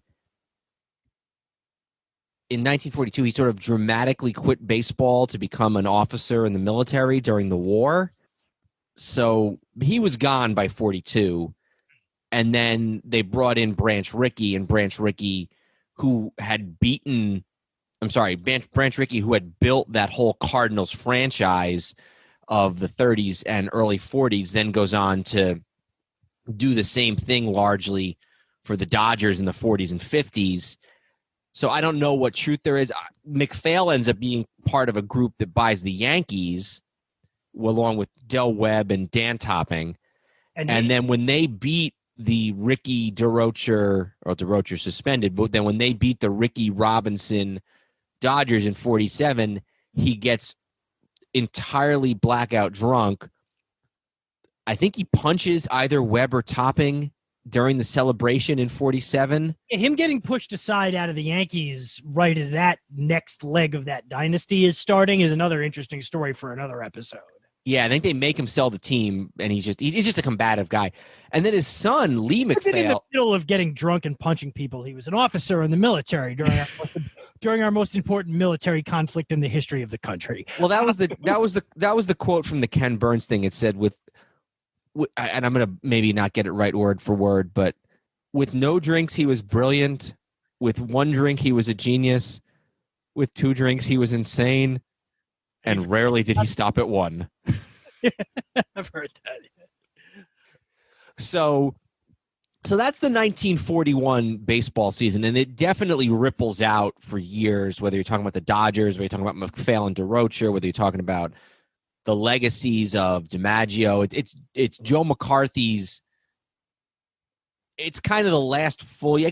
I guess in 42, the Yankees were basically the same team. They didn't lose many guys to military service until 43. Most teams didn't. The Yankees win a World Series with Joe McCarthy in 43, but that's a totally different team. That's guys other than Dickey, who for whatever reason didn't serve in the military. Too old? I mean, was he? He might have served in like 45. He might have served 1 year, but for whatever reason, maybe he had the military draft was so strange in those years because if you had dependents or if, whatever, there were ways you could get out of it. But Dickey stays on the team longer than the other team. I think Dickey wins an MVP maybe in 43. Let me look up Dickey's stats real quick. I feel like with the Warriors, every year from 42 through 44, the level of play gets progressively worse. Yeah. Because really by 1944, it was like if you had both your legs, they wanted you. And I think you're right about Dickey. He didn't go in until 44, and he was 36 in 1943. And so he missed 44, he missed 45, and then by 46, he just played part of the season, then he retired. So that's the last season of the 30s, 40s Yankees team of DiMaggio, Dickey, Gomez, Ruffing, all those guys. And so by the time you get out of the war, you got a new Yankees, you got a new Dodgers team starting to develop, you got, new guys on the Red Sox. So sort of the last great summer for baseball in 1941. Before we move on from baseball, should we at least mention the Negro Leagues in 41? We should, and why don't you go ahead? I have some stuff on that too, but go ahead with what you have. I don't have a whole lot other than, basically the Homestead Grays win the Negro National League. The Kansas City Monarchs win the Negro American League. This is the next year is when the real, what you consider the Negro League World Series begins. So I don't have too much other than just, I felt like we should mention it. Josh Gibson is sort of in his prime, his heyday, and I guess you could say the same with Satchel Paige as well. Actually, though, Gibson is not on the Grays that year. Is he not? He had gone to Mexico for a couple of years to play. See, I saw that he was on the Mexican team, but I thought that was just part. I didn't realize that was the whole year. I thought it was maybe in addition to. So obviously I'm wrong, but I thought maybe that was a winter thing. He absconded to Mexico for a couple of years, including that year. And so the leader of the Grays that year was really Buck Leonard. And I should also note that even though Homestead is a town in the suburbs of Pittsburgh, at some point around this time, the Grays were starting to play more and more games at Griffith Stadium in D.C. And by the early 40s, they were just as much a D.C. team as they were a Pittsburgh team. So, one of the and the Nationals, the Washington Nationals, the current day D.C. team, they do a lot to honor the Homestead Grays. And by this point, they were very much a D.C. team. So they're led by Leonard. Some people say that at the age of 37, this might have actually been Satchel Paige's best year. He kind of returns to the Kansas City Monarchs. Page had been with the Monarchs and not with the Monarchs and back and forth, like Gibson and a lot of others. He went to Latin America a lot, and he's one of the 2 Hall of Fame pitchers on the Monarchs. He's joined by a guy by the name of Hilton Smith, who's also a Hall of Famer. They lead the Monarchs to the Negro American League, which is sort of the Negro League's Western Conference pennant. And so much like the White Leagues, this is the last year before a lot of these Negro League guys go into military service. And then by the time they come back in 46, you got, at least a few black players starting to be signed by the major or the minor leagues. So much like for the American and National League, this is kind of the last year before a change for the Negro League. So you're right. That also is worth mentioning. Yep. So, that was just, I figured, since the last time we did a specific year, 1920, we talked a lot about the founding of the Negro Leagues. I felt like we should at least, doing this whole thing on baseball, at least mention the Negro Leagues, who were obviously playing at a very high level at that point. All right. So there's some big stories that we want to talk about. I think the NFL season, I think might be good to close with the NFL season. Yeah, chronologically and world history-wise, it makes the most sense. And there's some Joe Louis stuff we want to get to, and there's some horse racing stuff. So what I'm going to propose as sort of like a halftime palate cleanser is, and maybe you don't have any, I think I just have one or two. Do you have any sort of little, beyond those 3 things, do you have any sort of little things you'd like to mention? Sure, I do. So what I have is, first of all, in the NHL, there were 7 teams in the NHL, and we can do an episode one day, although we'll probably need somebody who knows what they're talking about, to talk about how the original 6 is really kind of a fallacy. There were other teams in the NHL at various points, but 1940-41 was actually the last year that there were more than, this was the second to last year that there were more than 7, or there were more than 6 teams in the league. You had what became known as the original 6, the Boston Bruins, the Toronto Maple Leafs, Detroit Red Wings, New York Rangers, Chicago Blackhawks, Montreal Canadiens, and then the New York Americans, who the story I actually want to talk about, which is more interesting, is that the next year, that seventh team, the New York Americans, for the 1941-42 season, decided they were going to move to Brooklyn, renamed themselves the Brooklyn Americans, could not find a suitable venue in Brooklyn, stayed at Madison Square Garden as the Brooklyn Americans, finished in last again, folded at the end of the year, and starting in 42-43, the NHL began what you consider the original six era, which lasted until the 60s. During this year, in 1940-41, which we're talking about, the Boston Bruins win the Stanley Cup, which is looking more and more likely like it's not going to happen this year. What's the score? I don't have it in front. Scored to take a 4-1 lead late in the second period. So the Boston Bruins won the Stanley Cup. They beat the Detroit Red Wings in the Stanley Cup Finals. The Bruins at one point in the season won 23 straight games. So that was my my NHL point.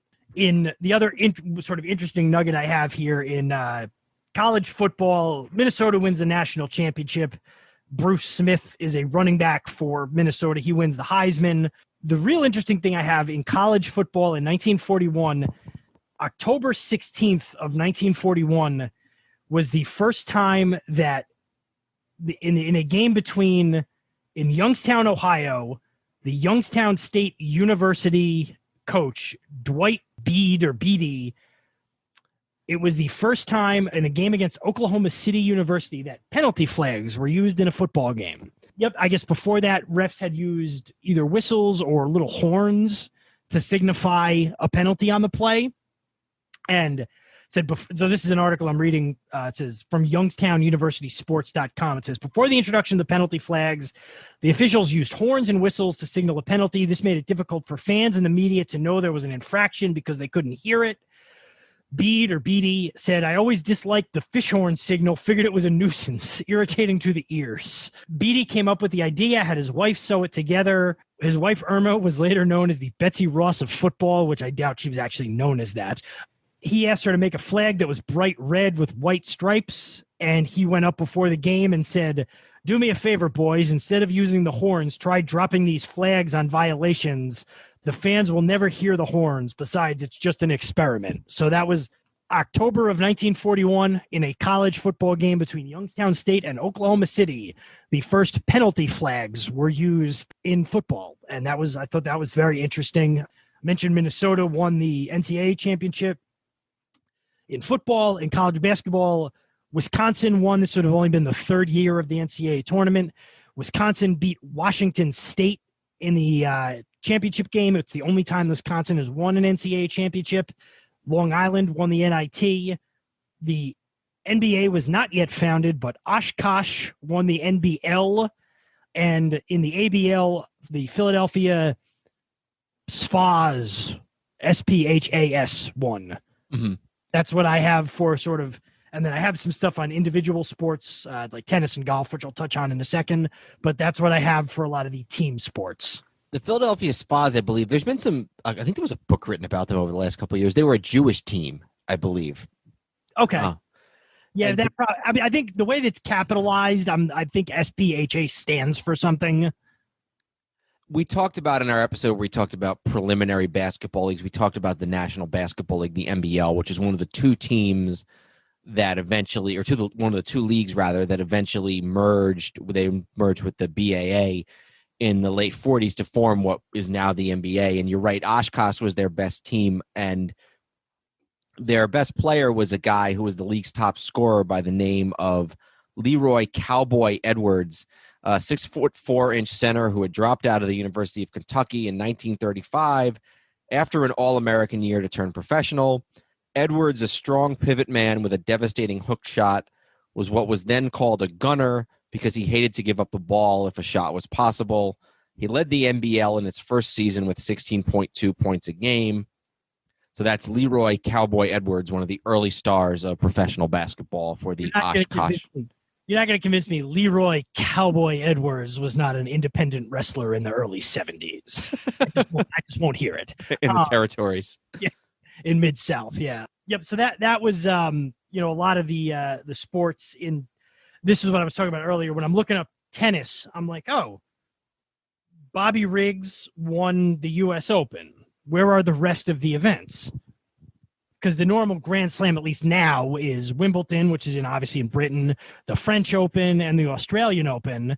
And maybe it wasn't the Australian Open back then, but I'm looking and I'm like, oh, yeah, they were all canceled because it wasn't – the war had started everywhere else. It just hadn't started here. Bobby Riggs, who would go on to be famous as part of the Battle of the Sexes with Billie Jean King in the 1970s. Yeah, so he won He won the U.S. Open in 1941. So by the 70s, he was not in his prime. No. In golf, Craig Wood won the Masters. He was wire to wire the leader, which is only the fifth time, or that's only happened 5 times ever to this present date that somebody has led from the first hole on. He also won the U.S. Open that year. Obviously, there was no British Open because of that very same war. Indianapolis 500. Floyd Davis won the race. It looks like this was the era of, it says the winners were the winners were Floyd Davis and Maury Rose. So I'm assuming that means it was the era of the two guys in a car. The riding mechanic. That's what I'm guessing. Yes, it was. Oh no, that's weird. It says somebody was in the lead laps 1 to 72, and somebody was in the lead laps 73 to 200. I don't know what happened, and I'm honestly not going to look. Hang on there. Floyd Davis was the starting. Okay, so never mind. This is what happened. They don't let you do this anymore. Did they switch drivers in the middle of the race? Floyd Davis was the starting driver for the number 16 car. On lap 72, Davis came in for a pit stop and was relieved by Maury Rose. Rose, even more, they don't let you do this anymore. Rose had started the race in another car and dropped out early. Car owner Lou Moore was apparently unsatisfied with Davis' performance and ordered Rose to take over. Both drivers were credited as co-winners, similar to what occurred in the 1924 race. They don't let you do almost any of that anymore. I realized I hadn't written that down, and I was like, I forgot to look up the Indy 500. And I'm glad I did, because that was interesting. Yeah. Did you have anything else of sort of these kind of smaller stories? No, I tried to look up something interesting for professional wrestling just because that's sort of, I feel like, fits with my gimmick here. This would have been the era of, this was before the National Wrestling Alliance, which started in 1947, so it was still the National Wrestling Association. It was a little different. This was the era of Jim Londos, who was one of the biggest box office draws of all time. And I just did one. In March of 1941, the National Wrestling Association Championship changed hands. And would you like to take one guess as to who won the NWA heavyweight title in March of 1941? He is a name famous from other sports. Bronco Nagurski? Bronco Nagurski became the NWA World Heavyweight Champion. And interestingly enough, a couple years later in 43, Nagurski would come out of retirement for the Bears and play a couple of, he played at the 43 season with the Bears and won the NFL title that year, I think, actually. That sounds right, yeah. All right, so why don't we talk... Now we're done with all the color, yes. Why don't we talk a little bit real quick? So there was a horse racing Triple Crown. There was Whirlaway, who won the Triple Crown in 1941, and he was ridden by a name that I know, and I'm certainly not a horse racing aficionado. He was ridden by Eddie Arcaro, who's widely considered to be one of the greatest jockeys of all time. It was the first of 2 Triple Crown winners that Arcaro would ride. 7 years later, he rode Citation to Triple Crown in 1948. And I just have a couple of things here. Whirlaway wins the Kentucky Derby in 2 minutes and 1 2/5 seconds, which is a record. It sets a record for the last quarter mile that lasts until Secretariat comes along, which is Secretariat is what, 73? So that's a record that lasts for 25 years. Yeah. He leads the entire race of the Belmont to win the Triple Crown. and he wins the Preakness. And I believe two of the races, I don't know whether it was the Preakness and the Derby or the Preakness and the Belmont, were only a week apart. And in this day and age, there are at least two, and I think two of them are 2 apart, and then the other 2 are 3 apart. Correct? Talking 3 about weeks. now? Yeah. So the Kentucky Derby is the first Saturday in May. The Preakness is 2 weeks later, and then the Belmont is 3 weeks after the Preakness, except for last year. But in general, yes. Okay, so they're more spread out now. So you wouldn't have one a week after the other like you do now, or like you did then. But so it is worth noting. Now, there had been a number of Triple Crowns. It was much more common in those days. So just you had one in 30, 35, 37, 41, 43, 46, and 48. So in the course of like 19 years, less than 2 decades, you had 7 Triple Crown winners. So it definitely was not the singular achievement that it is now, but Whirlaway is one of those horses, even if you're somebody like me who's not a real horse racing expert, it's one of the horses that you've heard of as one of the great in horse racing history, and Eddie Arcaro is considered one of the great jockeys. Mm-hmm. So that's horse racing. So that just leaves, I guess we should talk about a little bit about Joe Louis next. Yeah, I tried to see if there was any boxing at a lower level that was really worth talking about, and nothing that I could come up with. And again, that doesn't mean I'm not missing anything, but as far as I could tell, it doesn't. So when we're talking about boxing in that... Well, the other thing I would say is that the light heavyweight champion was Billy Conn, and his most famous fight of the year was with Louis. So... I always got to steal my point. You ruined my whole punchline. So we're talking about the early 40s in boxing. We're talking about Joe Louis. Joe Louis defended the title. I mean, just to point out, he defended the title in December of 40, which I know is not, part of this. He then defended the title January 30th, February 17th, 3 weeks or 2.5 weeks apart. March 21st, April 8th, May 23rd, June 18th, September 29th.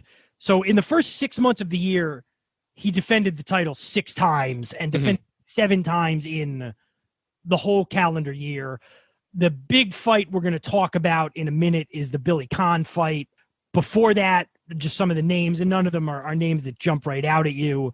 Red Berman in Madison Square Garden, Gus D'Orazio in Convention Hall, Abe Simon, which is not a name a lot of boxers have these days, in Detroit, Tony Musto in St. Louis, Buddy Bear in Griffith Stadium. Buddy Bear was the brother of Max Bear.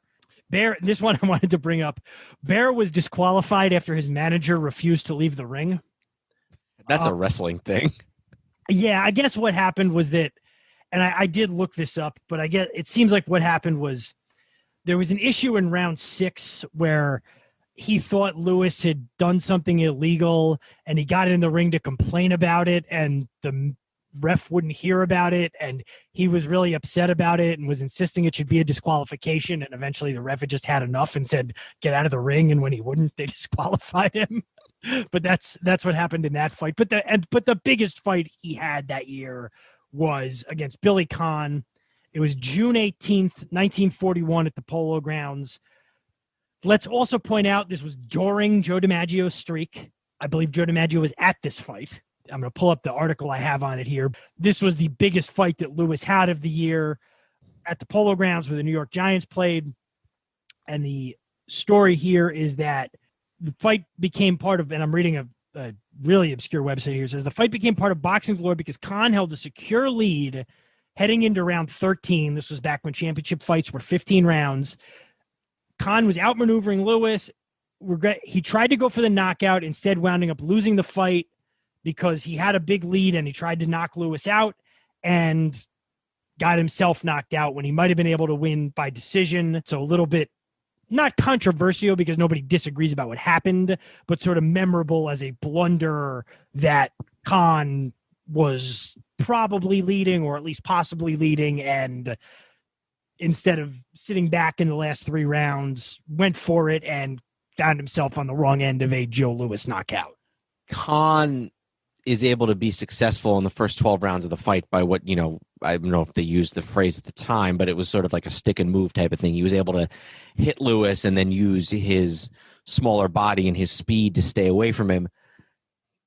In between the 12th and the 13th rounds, Lewis's manager tells him that he'll have to knock Conn out if he's going to win the fight. And so Lewis says, okay, well, then that's what I'll do.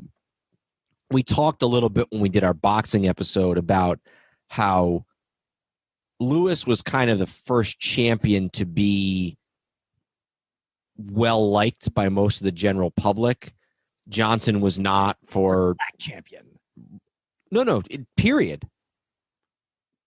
I mean, people thought Dempsey was a draft dodger. Yeah. No, right. Now, yeah, that was the point I was going to make, was that Johnson was for racism reasons, and then Dempsey was... People thought he was a draft dodger. They didn't like him for any other reason. Lewis was somebody who was sort of really beloved by the public. But on this night, the crowd kind of gets behind Conn because he's the underdog, and they start rooting for Conn. And that's sort of something that's a little bit jarring to Lewis. He's not used to having the crowd on the side of the other guy. But Lewis does what he needs to do. He knocks Conn out, and he wins the fight. And there's a quote in here. I don't know if this was Lewis's last fight before the war, but Lewis does enter into the military service. And at one point, the two guys meet at a party, and Billy Conn says to Lewis, he said, "Joe, why didn't you let me hold the title for you during the war?" Lewis says back, he deadpans, he says, "Billy, I loaned it to you for 13 rounds, and you didn't know what to do with it." So that's a great quote. So here's I just want to go back to the Bear thing. It says Lewis dropped Bear with a right in the 6th round. The challenger rose at the count of 7, only to be knocked down again. With the crowd roaring, Bear staggered to his feet at the count of 9, and the bell rang to end the round. Lewis didn't hear the bell and rushed across the ring and floored Bear with a right. Bear had to be carried to his corner by his handlers.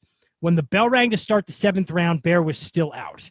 Bear's manager, Ansel Hoffman, and his trainer, Ray Arcel, argued that Lewis should be disqualified for hitting Bear after the bell. When they refused to leave the ring, Donovan disqualified Bear.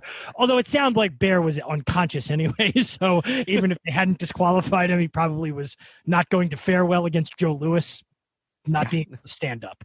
But and then the other thing that I found is that, much like Lewis did with Max Schmeling, the two men became friends in later years of their lives. So we will have to do an episode about Joe Louis specifically.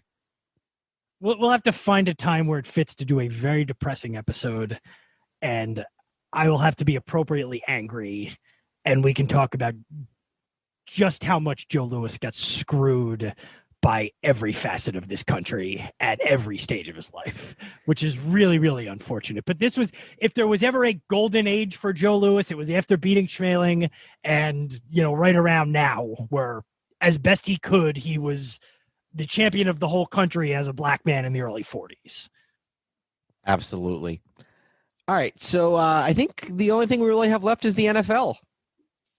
Yes. So this is a 1941. It's a 10-team league at this point. I'm going to pull up the exact standings. Mostly teams you heard of. Again, we're still in an era where the NFL is it's not what it was in the 20s. It's certainly less primitive than that. But you've got 10 teams. You got 5 teams in the Eastern Division. The New York Giants, who win the division at 8-3. Brooklyn Dodgers 7-4. Washington Redskins 6-5. Eagles 2-8-1.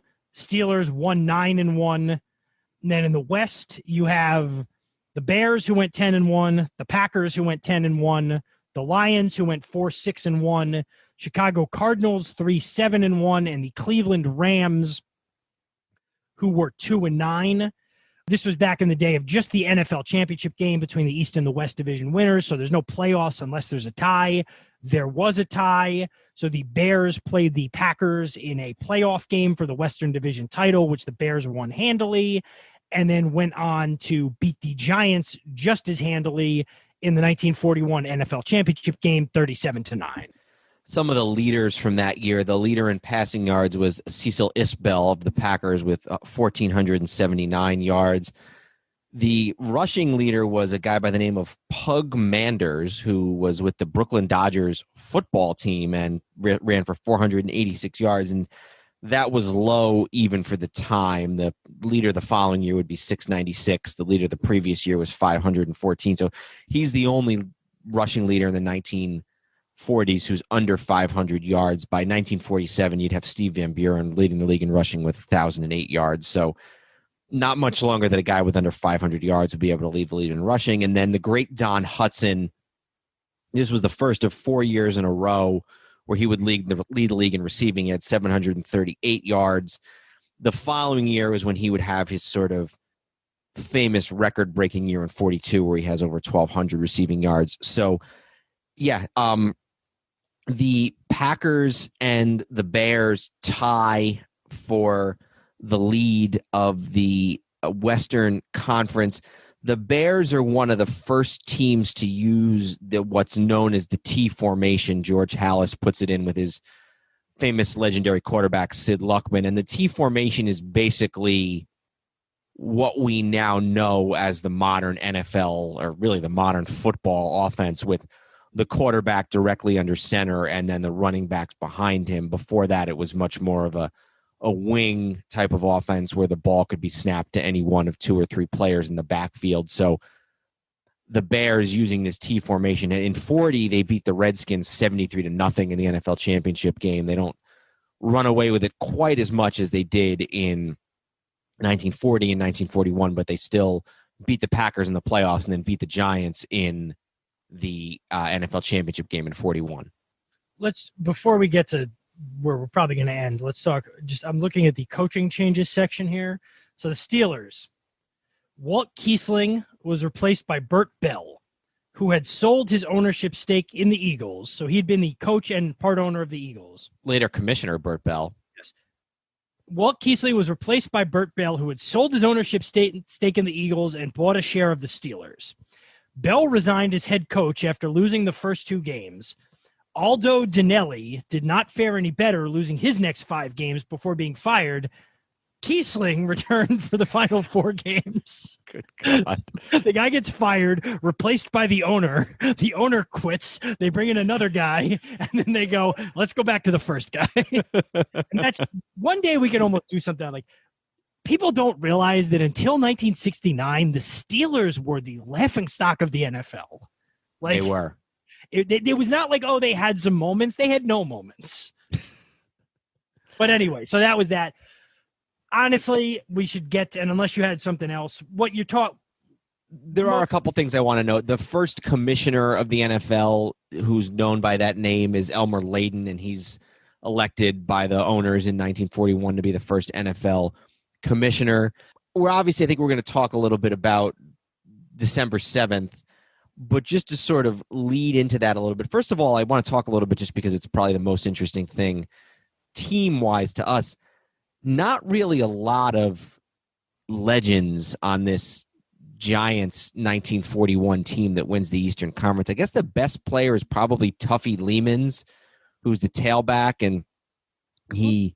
Probably a legend, but a lesser legend. He's a Hall of Famer. Got his number retired. He does have his number retired by the Giants. I don't know. I think that might be the only Hall of Famer that's on this 41 team. Obviously, Steve Young is still the coach. I guess Mel Hine is there. He's the center and linebacker. Steve Owen was the coach. That's what I said, isn't it? I said Steve Young. Oh, no, Steve Owen. I'm sorry. Yeah, very different.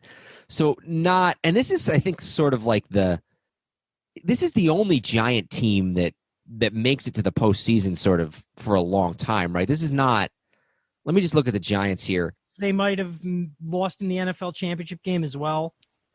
Okay, so they lost in 41, and then they were back in 44 in the championship game, and then back in 46. So this is the middle of sort of a bunch of teams that make the title game but don't win it. They hadn't won a title since 38, and they wouldn't win one again until 56. Yeah, so I'm just looking at some of the guys. I've heard that Ed Danowski, I've heard of. Hank Soar was on the team. Is Ray Flaherty on that team? Or he was earlier, I think. Cuff was on the team. I'm basically just going through and coming up with names I've heard of. Yeah, same here. Also, Jim Lee Howell, later the coach of the Giants. We'll have to do an episode sometime on the early Giants, like pre-50s. That's a good point. The early, coming into the league. Mel Hein was still on the team. Those are kind of a lot of the names that I recognize there. Mel Hein, probably the last center who will ever win the MVP of the NFL. Probably also the last center who wear number 7. Well, who knows with the numbers now, but yeah. So the Giants for a long time, people talk about it in the 50s and 60s, but in a lot of even the 40s, and the Giants were very good at winning the Eastern Division and then losing to the Packers or Bears. So and maybe we should just kind of set the table a little bit with these other two teams. Let me take a look at the 41 Bears here.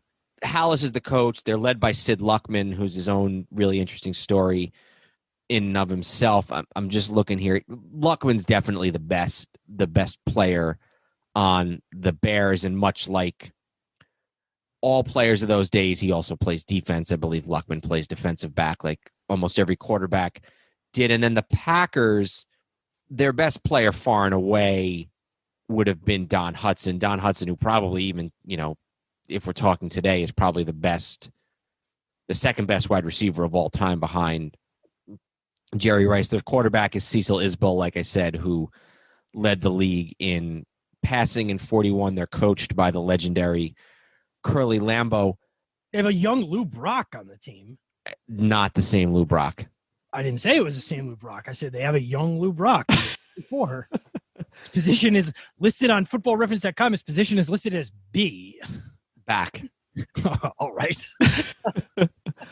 So the schedule in those days was a little quirky. The Packers end their season on November 30th with a record of 10-1. And the Bears at 9-1 are playing against the Cardinals at Wrigley Field. Yeah, there's only 3 games that day. 3 games, including this game. And something I read about in preparation for this, Lambeau and some of the other Packers are at the game at Wrigley Field watching. And you figure that makes sense because Green Bay is only, not that far, even with 1941 travel, not that far from Chicago and Wrigley Field. So a lot of those players are in attendance, and they're watching the game when the whole world changes, or when America changes. At least the whole world was already changing. So it's the last day of the regular season. There's only 3 games. You have the Bears against the Cardinals in Chicago. You have the Dodgers against the Giants in New York. It's Tuffy Lehman's Day at the Polo Grounds. And then you have the Redskins against the Eagles in D.C. This is the last day of the regular season. The NFL championship game would have been the next week, except they had to have a playoff game. So the playoff game was the 14th, and then the championship game was on the 21st. This is December 7th, 1941. In D.C., I believe at one point there was an announcement that, I guess it was everywhere, but in D.C. it was obviously a bigger deal. There was an announcement. They didn't announce to the people during the game, hey, here's exactly what happened. But there was an announcement at each of the stadiums, specifically in D.C., all servicemen who were at the game, please report to your stations. And that was because obviously the Pearl Harbor attacks had been happening earlier, not that much earlier, because obviously with the time difference and when the game started. But this was sort of, I don't know if coincidentally is the right word, but this was the day that the world changed in America. The playoffs, and there's nothing we're going to do in a week or in 2 weeks. But this was the only time after this that I feel like, until 9/11 being a different thing, but this to me is sort of in league with the Kennedy assassination in 1963 in terms of the time of year they happened, where football was sort of the sport that was most reflected around the tragedy. I think that's right.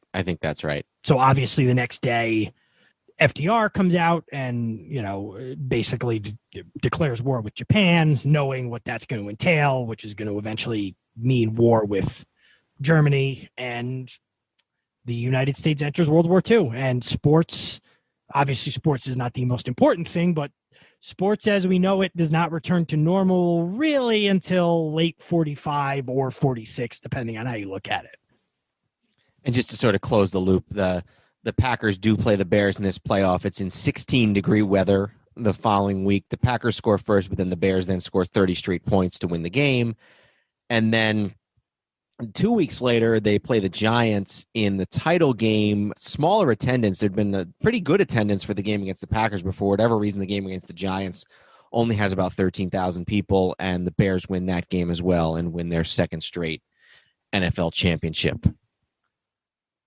Yep. So that was, obviously the NFL season that year gets really and just the Army-Navy game had been the week before. So there's no tie-in there because that was November 29th. Just occurred to me to think, but because now it's always the first or second weekend in December, but with a shorter regular season than it had been the week before. So it's kind of fitting that the last major sporting events of the year happen right as the last normal sports year for a couple of years happened. 42, 43, and especially 44 are basically, I don't want to say a wash, but are not considered normal years from a sports standpoint.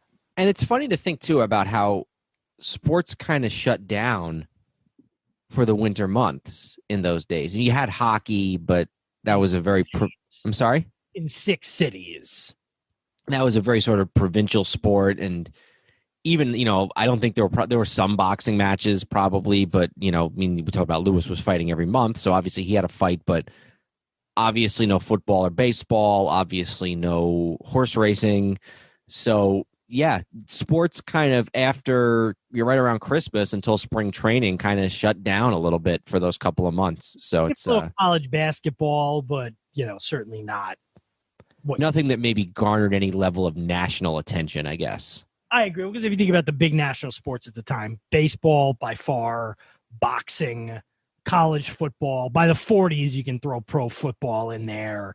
But, unless you were in one of those 6 hockey cities, and 2 of those were in Canada. So, Absolutely. All right. Well, so I think this was a good whirlwind tour through 1941 in sports. Did you have anything else you wanted to mention or add before we wrapped it up?